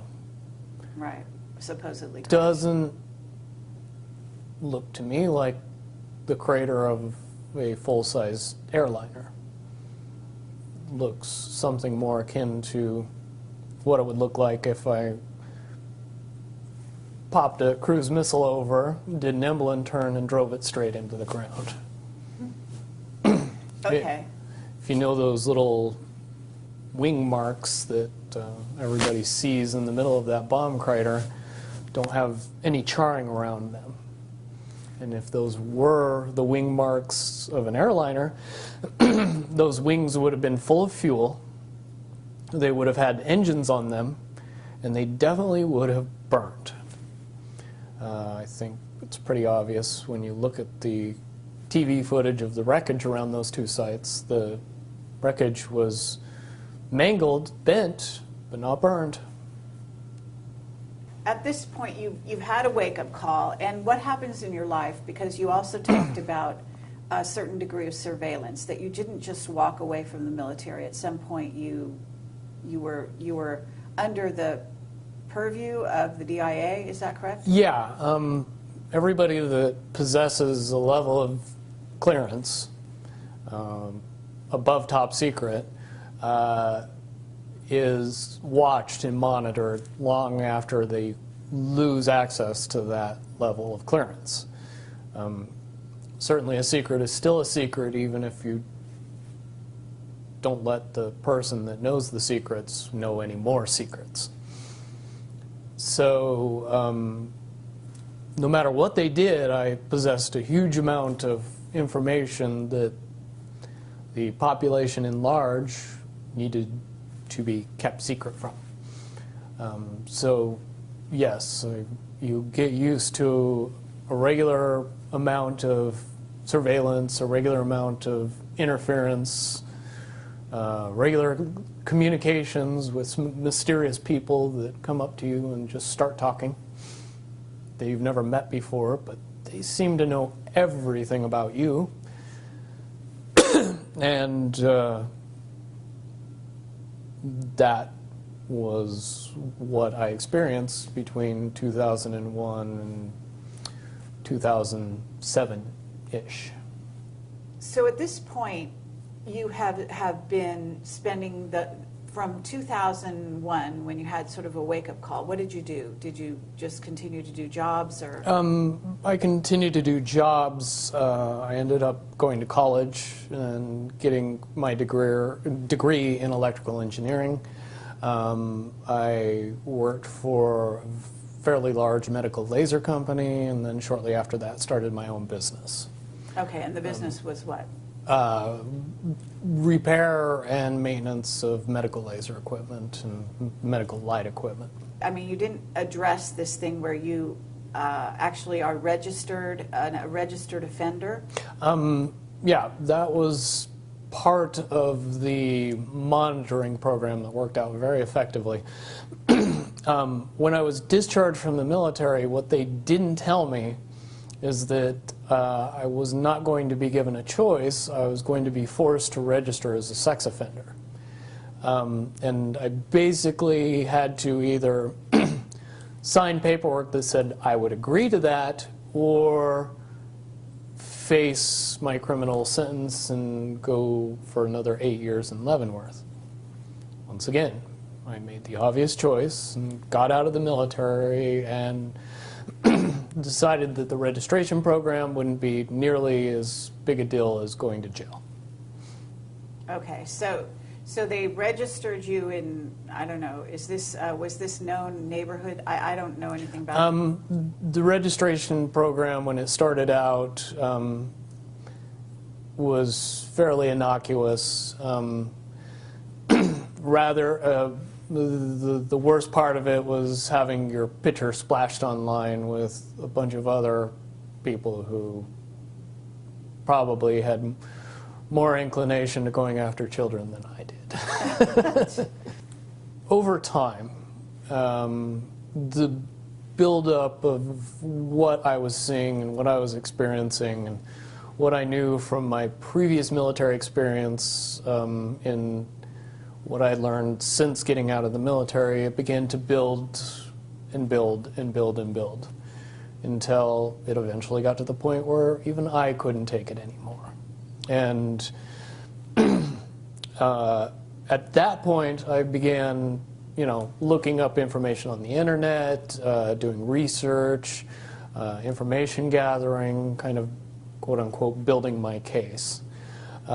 Shortly after I began doing that, I was contacted by a group of people that were also doing the exact same thing and were much more aware of who I was and what my experience in the military was on a top secret level. I was very surprised by that. But I learned very quickly that there's people out there with a huge amount of information that are fighting for the good guys. Okay, so in essence, you were contacted by a group of what we call white hats. White hats, I call them oath keepers, but essentially they're the patriots that our government would classify as terrorists. Okay. But they are ex-military by and large, and some of them are still in the military. I would assume a large number are still in the military or the government in the FBI, Secret Service, CIA, any alphabet agency. There's got to be a percentage of people that are seeing the day-to-day and going, this is wrong, we got to do something. So they contacted you? Yes, and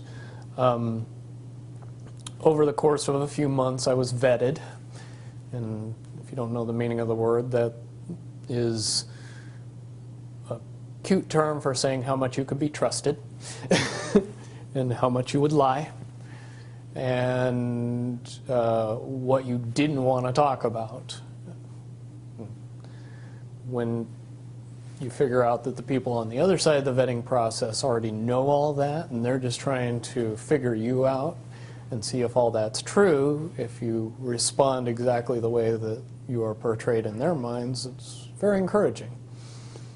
And, they knew my deepest, darkest secrets, and they knew even more than that. And when I came out with the information I did, I kind of graduated and got a trusted role in a very compartmentalized world. Okay. But at the same time, there was some kind of incident, wasn't there, with the DIA in which you started to refuse to be dealt with the way they wanted you to be dealt with? Right. Shortly after I decided that I was going to do what it took to see my part of justice being brought into the limelight and into popular knowledge of the world. I also told the DIA handlers that visited me shortly after that incident that they could not bother talking to me anymore because I wasn't going to be handled by the government. And I was going to be a problem, and I was going to be a loose end. And I was going to be somebody that they had to worry about. Okay, and then what happened to your livelihood in terms of your business? Over the course of 2 years, my business was destroyed. My clients were all mysteriously notified of my sex offender status. Many of my neighbors were visited by the police and had information brought to light to scare them. Fortunately, they didn't know that my next door neighbor was my best friend, and I helped him get the house, so that's how I know this all happened. But basically, it got to the point where I was being followed by the police, Las Vegas Metro Police Department, when I was living in Las Vegas at the time, being pulled over, ticketed, arrested, and more or less harassed, both me and my fiance, on an ongoing basis. It reached a climax in April of last year, when the final straw, where they set up a massive amount of traffic enforcement for no particular reason whatsoever that they can explain, and pulled me over that day on the way to a competition, a bodybuilding competition, that I was going to be going to with my fiance, and it was the only way that they would have any idea of where I would be and when I would be there. And so they used that to their advantage. I have had several incidents similar to that happen, but managed to slip through their little nets every time since then. And fairly confident that I will continue to do that until such time as I have the opportunity to make it so that can't be used against me as a weapon anymore, and this video should be a big part of that. So you're working with this group, and one of the reasons you came to me was actually because of this Defense Authorization Act. Yes. That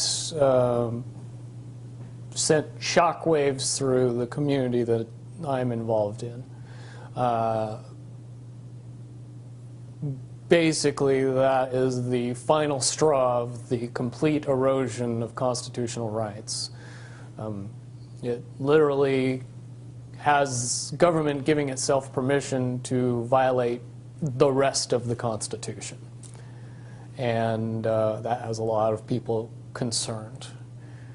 And a lot of people would like to see something done about that, and it's my opinion and their opinion that something could be done about that. Because, quite honestly, we are a false flag away from enacting all of that legislation that's just been created. Right. I would agree with you on that. One disaster away from lock up everybody who we say is a terrorist, and nobody will question who's a terrorist. Right. So you and this group are basically, in a sense, coming to Camelot to get a hearing for you specifically in relation to some of the things that have happened to you, right? But at the same time to bring notice to the public that this Defense Authorization Act is going to be a huge, well, it is a violation of every constitutional right out there, but that it pushes the envelope to such a degree that it must be dealt with. And you're suggesting certain strides be taken, right?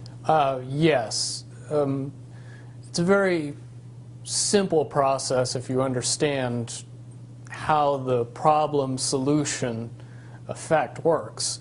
In order to create the problem, you can't have everybody know about it. You can't have everybody talking about it. You can't have everybody saying, well,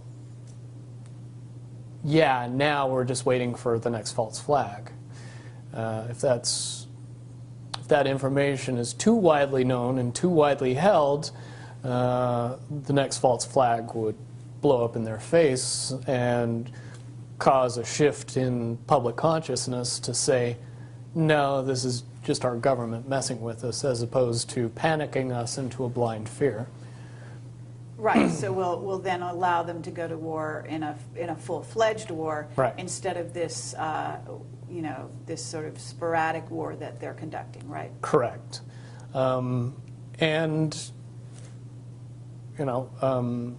the popular belief is there's a very, very easy way to prevent that from happening, and to get that information out to the public, it has been surmised that if we bring that to the level that it's at, if we address the issue directly via our constitutional rights and begin to notify the public in general that this is a problem and that it needs to be dealt with, and the way that's been proposed to me and to a lot of people is to create a petition that calls for the impeachment of every political person in Congress and the presidency that enacted this legislation as treasonous. Because it is treason to attempt to alter the Constitution through an unconstitutional means. If you create a law that circumvents the Constitution, you commit treason. Fair enough. We haven't actually talked about your special training. No. And why it is that you do have some parallels with Duncan O'Finian. And so having talked about the sort of Defense Authorization Act, at least on a very surface way, and explain that is your motivation, can we actually go down that road to where we talk about where you've been and some of the information you have? Because your I don't know if it's your clearance level that gave you that, the additional information about black projects and about certain aspects of, well, to name Area 51 specifically, possibly other places that you haven't told me about yet. Do you want to go, start down that road slightly? Sure. The level of secrecy and secret facilities and the capabilities of our nationally kept secrets would shatter most people's imagination of what is possible. Area 51, Los Alamos, Dulce, 100 other top secret bases where information is kept or hidden from the public in general, it would be very hard to accept that all of this information that is currently held secret and classified is actually real. And you know this because why? Because I've experienced things in the military that I've then told people about, and by and large, people that have never held a top secret clearance would call me either, at the mildest, a liar, the greatest accusation, crazy. Certainly my experience at Area 51 and PSY training and what I learned there and the abilities that evolved from that training session that we all seem to pick up on rather easily were most easily described to the layman as Jedi skills. It's very easy, if you know what I know, to see the correlation between what happens in the movie in the Jedi training and what happens in Area 51 and psi training. Certainly, we in the Nines all possessed a certain level of intuition and ability that would seem advanced to anyone who watched us use it. Can you elaborate on what you may have come across? Because if you're using these abilities, you're in Area 51, at what level did you go down to, or whatever? Are you aware of off-world craft? And I mean, you know what's out there I'm not sure how much you know about CAMELOT, but I assume that you know the general amount of information on the internet. What can you substantiate having personal sort of knowledge of?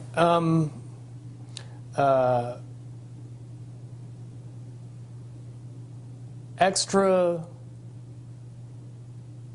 beyond human abilities for every human,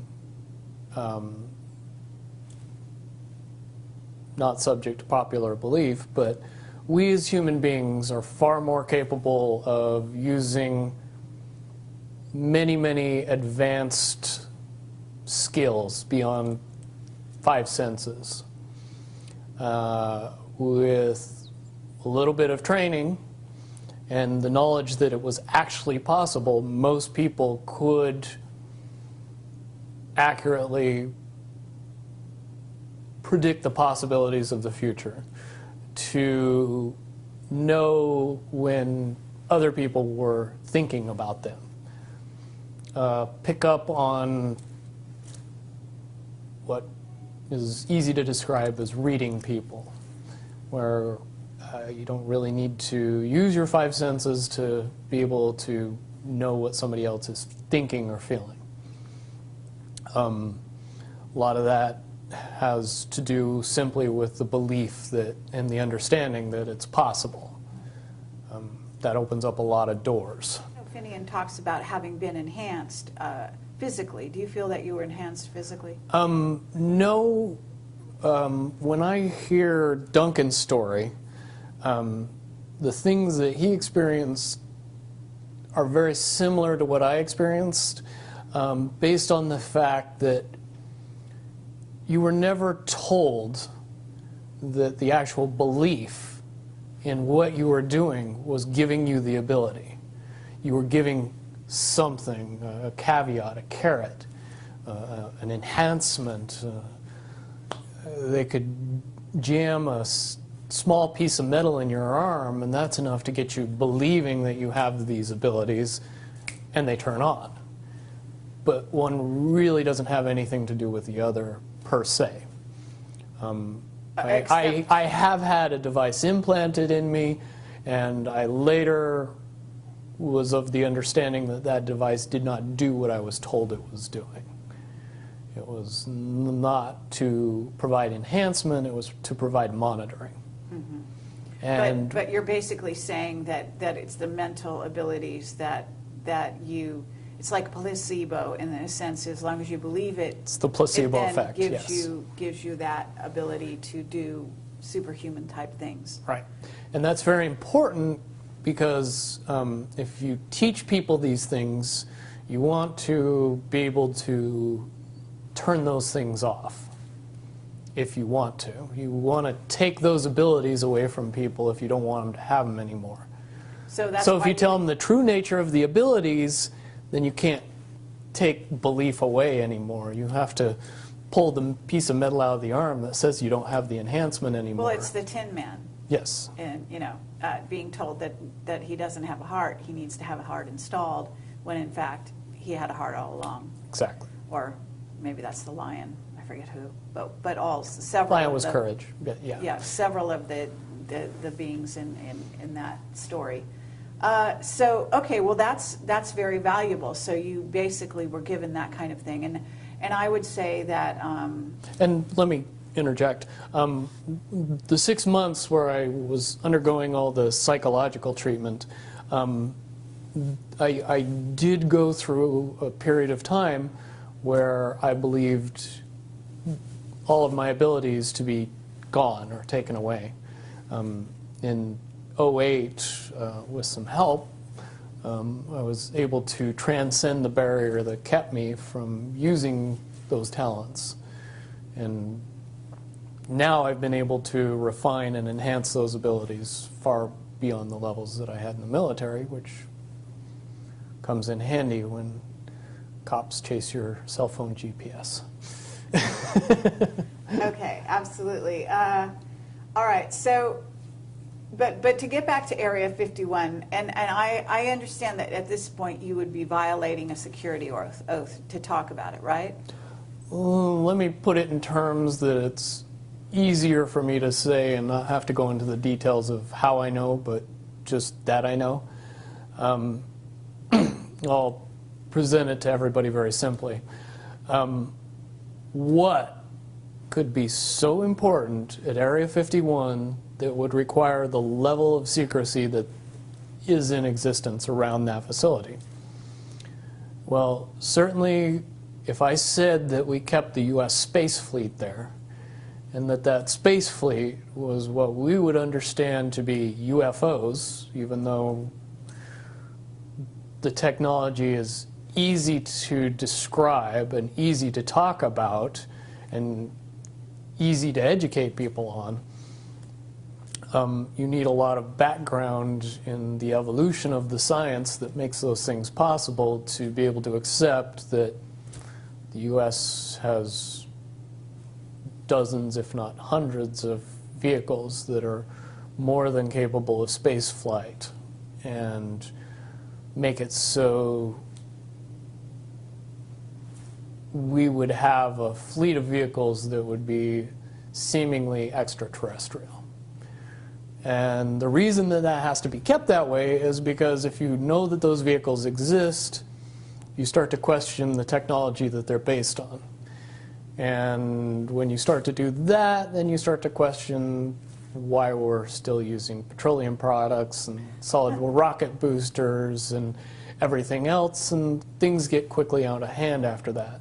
So to keep those vehicles a secret is to keep everything else a secret, which is why you would need that level of security to prevent anybody from finding out about it.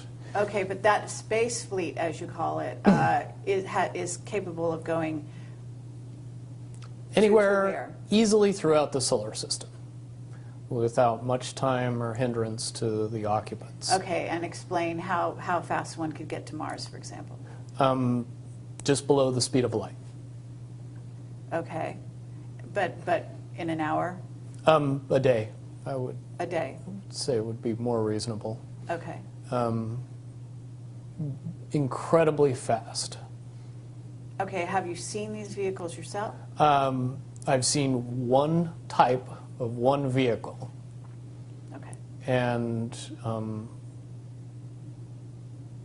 compared to when I saw it, which was more than 10 years ago, and what should exist now, I would say that it was a tinker toy bucket of parts compared to what we should have in existence now, based on the evolution of the technology that I know. As far as the off-world basis, I do not possess any personal knowledge. I do, however, believe in and have seen information that would suggest that anybody with a decent telescope could take a look at both the surface of the moon and the surface of Mars and see some things that look very terrestrial. Sure. And things that didn't exist 20, 30 years ago. One of the caveats that I do have some personal information that I did get personally involved in was some information that had to do with the Stargates and Looking Glass, and more specifically the 2012 problem with those projects. I guess, popular opinion of what's out there right now is that the project was shut down because there was a problem when we approached 2012. I've heard it described a number of ways, but to my knowledge, the problem is that the timelines converge on that point in time. And when you know enough about the Stargate projects and the Looking Glass project to know that how string theory works and how the possibility of possibilities works and how making one choice over here doesn't necessarily mean that the other choice couldn't exist at the same time. But once you get your brain wrapped around this subject, you find out that at the end of 2012, in an easy way to put it, the choices that we make become less and less consequential to the future. And eventually we're pushed into this bottleneck of time, no matter which choice we make. And that's important to the people that had access to Looking Glass because they would use Looking Glass knowing the choices that they would make and the future would pop up. The big mistake was coming up with the possibility of future. And when we started using a computer to say, well, if we make this choice, it's 79% possible that this scenario happens, and 23% are possible, or whatever, you know, I'm using round numbers, that this scenario would happen. The understanding at the time was that was realistic. However, if you go down the road further and free will continues to exercise itself on this game, that 79% possibility sometimes changes very, very fast. But if you look at the situation in a point of time, it seems very realistic that that's the greatest possibility. What happened was people, very smart people, began to figure out that something big was coming up. Something that made it so all the possibilities of all the future scenarios of any choice, any possibility that was fed in and observed through the Looking Glass inherently ended up in the same future. And no decision and no possibility changed past a certain point. That's the big secret. Okay, so is that certainly 2012 in your understanding? It well coincides with December 21st, 2012. So at that point, all possibilities lead to the same Timelines. Rubicon. All possible timelines lead to the same basic set of history in the future. And what is that history to you? Did you know that, or did you find that out? That is the big question. That is the big secret. That is what sends everybody that has all of the information, that knows everything, into a blind panic. The people that know everything about Looking Glass, that have gotten all the reports and all the information, the elites of the world, probably figured out that that was the end of the game, and nothing could be manipulated beyond that point. So do you think that's held true? In other words, well, I have about 60 questions, but do you think that's true, or holding true, that nothing can be manipulated, that they haven't found a way to manipulate, that that's still the case? I mean, this is knowledge that you would have gained back when? Back when I was in the military, it would have been before '97 when I got in trouble. And it was things that one of my particular areas that I was amazingly intuitive about is problem solving / mission planning, or more specifically, taking a bad mission and fixing it, getting everybody through and out of it. Troubleshooting an optimum future. Exactly. Certainly knowing how string theory and possible futures works makes it so you can work your mind very quickly to see the reality of what's happening and decide what decisions need to be made to change it for a particular outcome. Okay, but at a certain point you said that even the powers that be, so to speak, realized that having even abilities such as yourself, you're talking about, which they, in theory, had even using a computer or looking glass. Right, they had to use a computer to do it. Right, so in essence, but at a certain point, it's still an end game. It's still, they cannot go beyond a certain point. At a certain point, after they're done hearing the computer tell them, this is what's going to happen, over and over and over and over again, all they become focused on is, how do we fix it? Why? What is this that's going to happen? The Do you know that? inevitable contraction of the timelines. But what does that mean for this reality? Do you know that? I don't know that.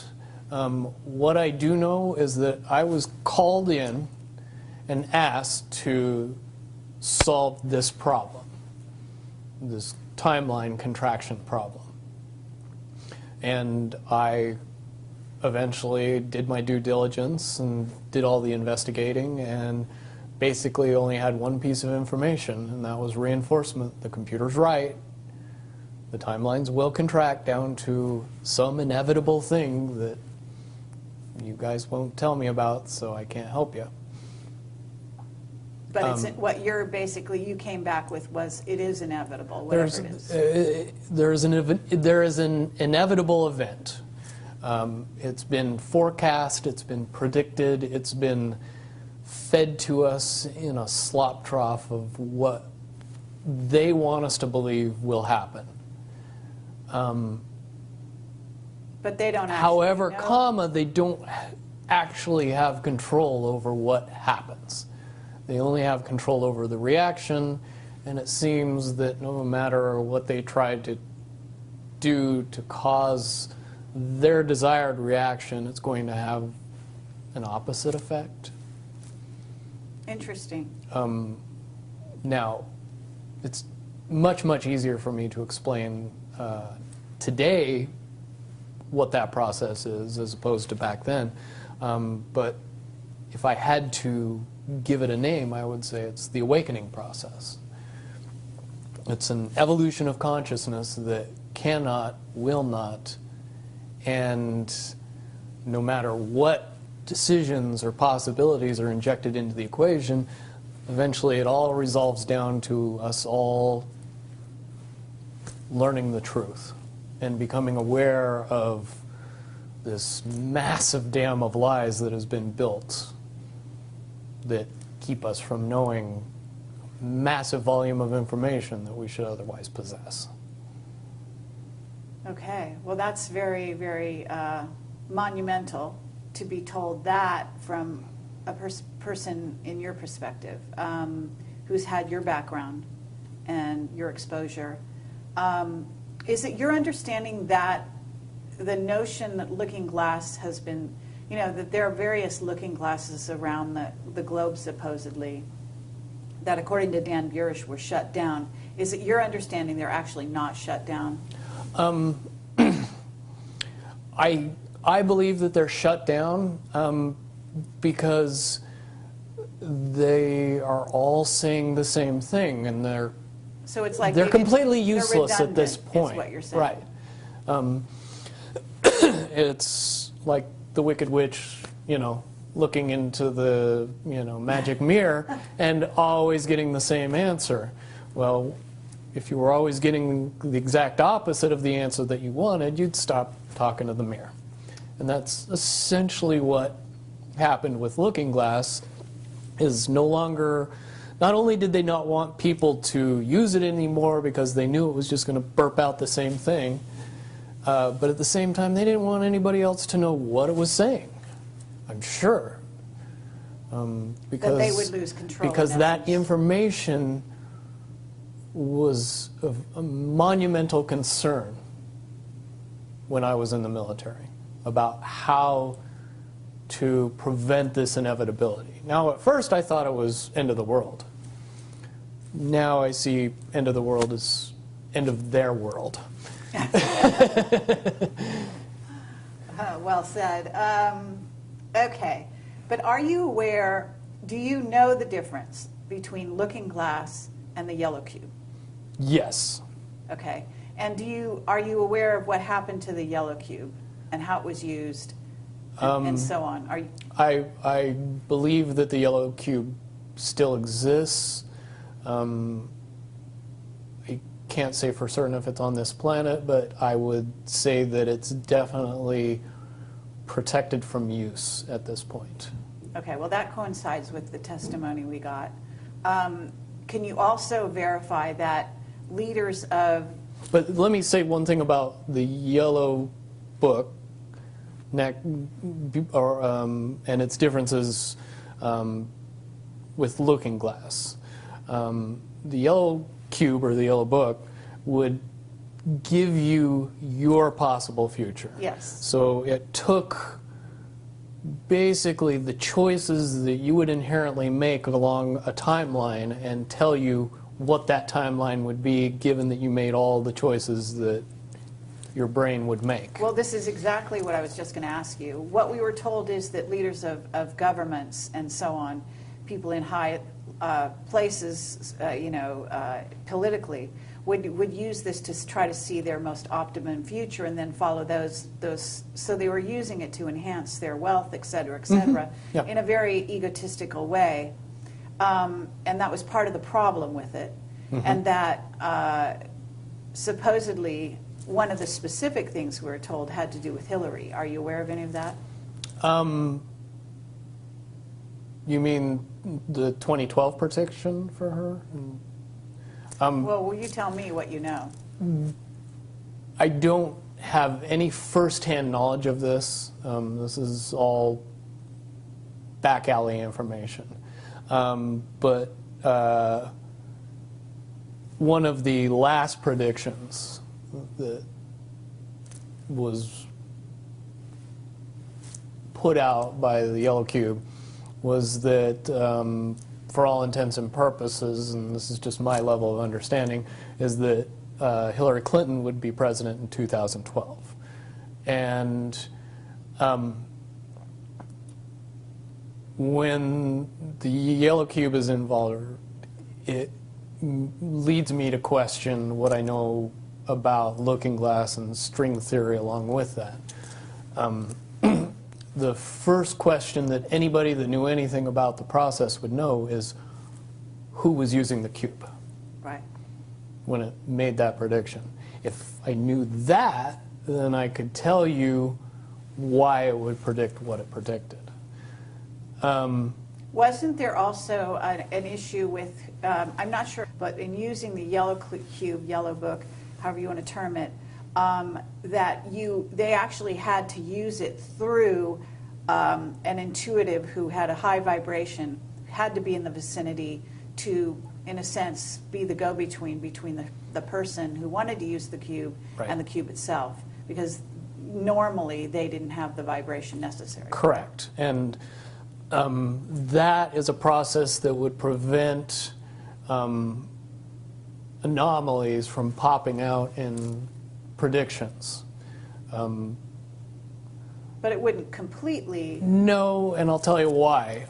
If it was used properly by somebody that knew how to use it and could eliminate their thought process from the machine's effective use, it would be very easy to get an exact, what future holds. Right. However, anybody that has that ability would inherently know that that information could not be given and would be protected. And that inherent notion would inject something into the yellow cube or the yellow book that would give an inaccurate statement. Just by the person that's using its intuition saying, if I tell the truth, it'll be bad. So the higher levels pick up on that and throw out a different scenario that Right. isn't the truth. It's in a sense the feedback loop gets dirtied somewhere along the line by exposure. And that's why those pieces of technology should have never been used by humanity in its current level of understanding. Because for all intents and purposes, the technology doesn't work right when we use it. Right. I totally get that. Okay, so to get back to Looking Glass and the possible futures that they do converge, and the notion of, is there anything else that you can tell us, that you would want to tell us about that and the rest of the laundry list of sort of information that you had direct exposure to, either for yourself or through someone that you had vetted? The biggest cherry on top of all this conversation would be a synopsis to say that if I could convince everybody out there that for all intents and purposes, what we believe to be true eventually becomes true. If somebody convinces us that a major disaster is going to happen in the very near future, a major disaster happens in the very near future. If we don't buy into that fear and accept that there is really nothing that we know is going to happen, and accept of whatever happens, that makes the convergence of the timelines happen as naturally as possible. Any attempts to try to go away from this one inevitable conclusion, which I again see as a new beginning, an end of this reality, the beginning of something that we can't even possibly understand based on the level of our beliefs currently. But when all that information comes flooding out, there's going to be no denying what's true and what's a lie or what's illusion. We won't have the choice to believe that 9/11 happened because of a bunch of terrorists, because we'll know exactly what's happened. Basically what we're experiencing right now is two master chess players sitting at the board. And one of them looks down at the board and sees that he's in checkmate in 7 moves. And he looks across at his opponent and he knows that his opponent sees it too. So there's no getting out of it. So at this point, the loser can only prolong the game. The game, both players know the game is over. It's only a matter of time before he does this, and then you're forced to do this, and then he's forced to do this, and eventually checkmate. We, as a race, if we could understand that the game is over, that based on the rules of the game, the bad guys have already lost, the good guys have already won. Yes, there's moves left on the table, but those moves are being forced by the player that is going to win. The only way that checkmate can't happen is if the player that's winning makes a mistake. But from all of the information that I've gathered, all of the information that's been given, all of the information that's been vetted to me, it seems pretty obvious that the good guy player on the side of the chessboard knows exactly what has to be done to win the game. And so at this point, any mistake would be all but impossible. But again, you really have to understand the game to know that the guy that's losing is lost. And I'm sure most people sitting watching a chess match between two advanced chess players know the game's over long after the two players know it's over, because they can't see the board and see that there's only 7 moves left. Okay, but when we come to this convergence, and again, you've seen, or the looking glass has seen, up to that point. Now, let me say why I believe that it comes down to one inevitability, is because I was entrusted in getting it down to 2 possibilities. And I've heard both of those possibilities talked about in massive proportions, the good and the bad. Okay, do you want to talk, so can you, in one sentence, say what the good was and the bad was, or are you able to do that? To most easily put it to people, I suppose. one scenario is what most people would understand to be ascension, or an evolution of consciousness that brings us out of the cocoon and turns us into a butterfly.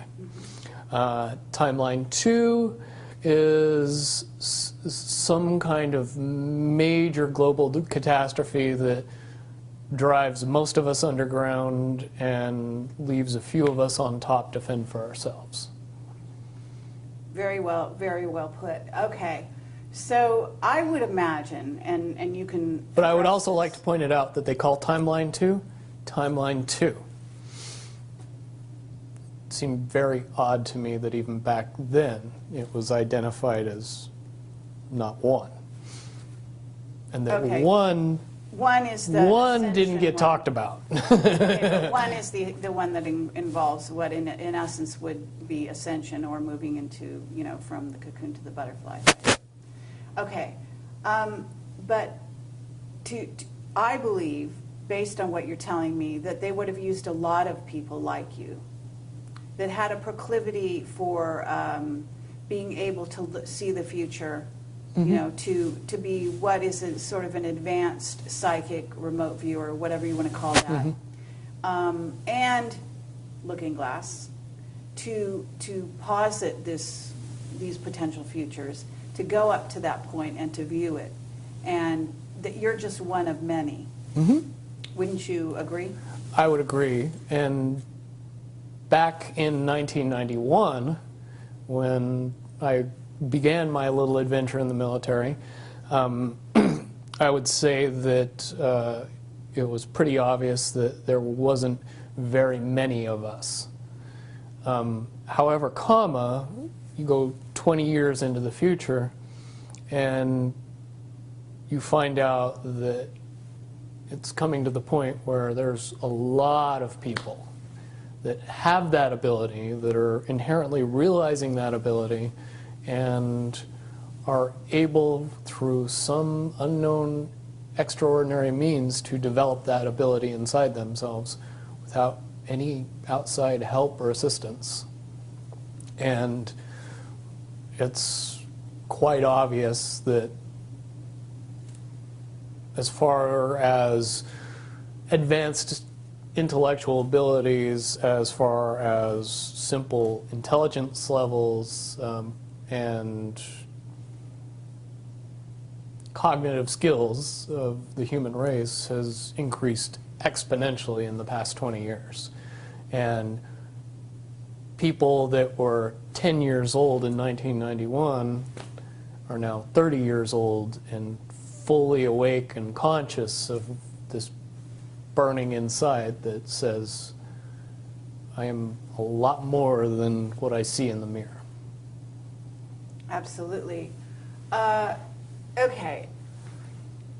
I do have a question in regard to what the military-industrial complex has been working on.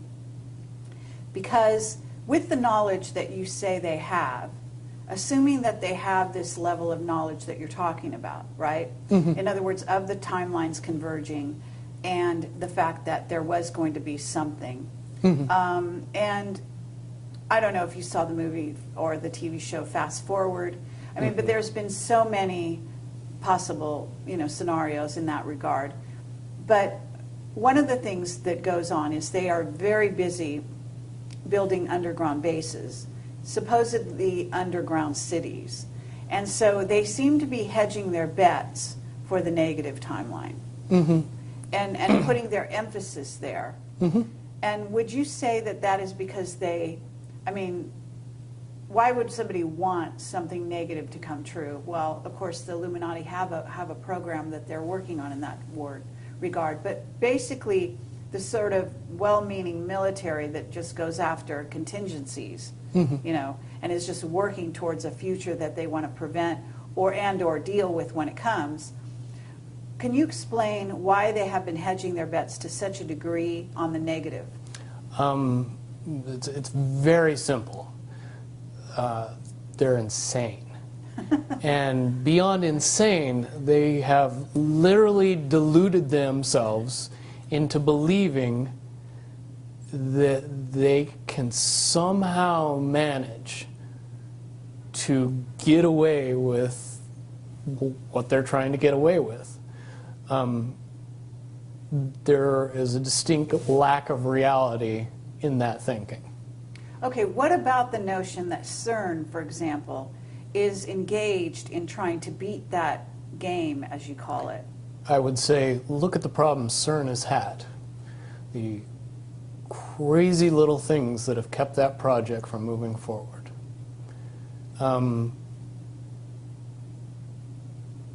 Certainly they have never even come close to getting that project to the level that they want it to be to do what they really want to do with it.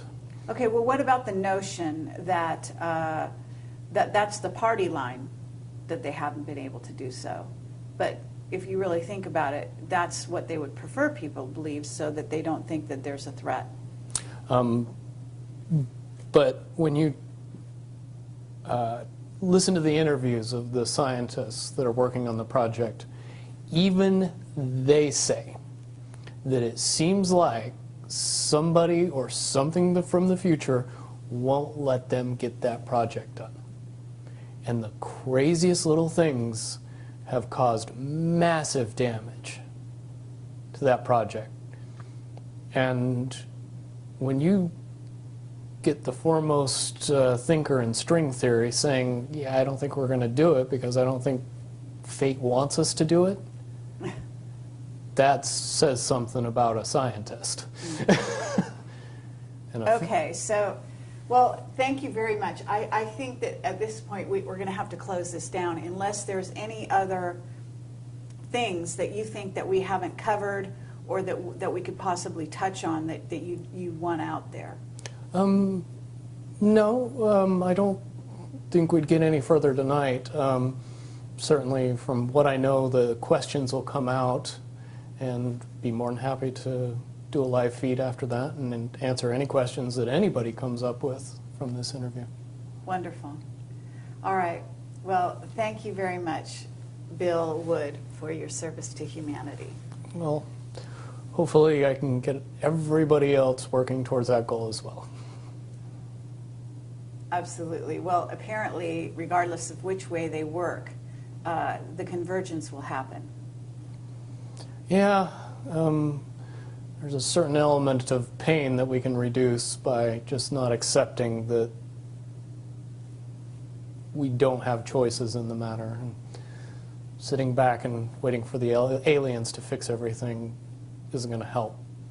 Absolutely. If we are inevitably coming to a rising consciousness, we should start trying to elevate our consciousness as fast as humanly possible and make that transition a lot easier when it comes.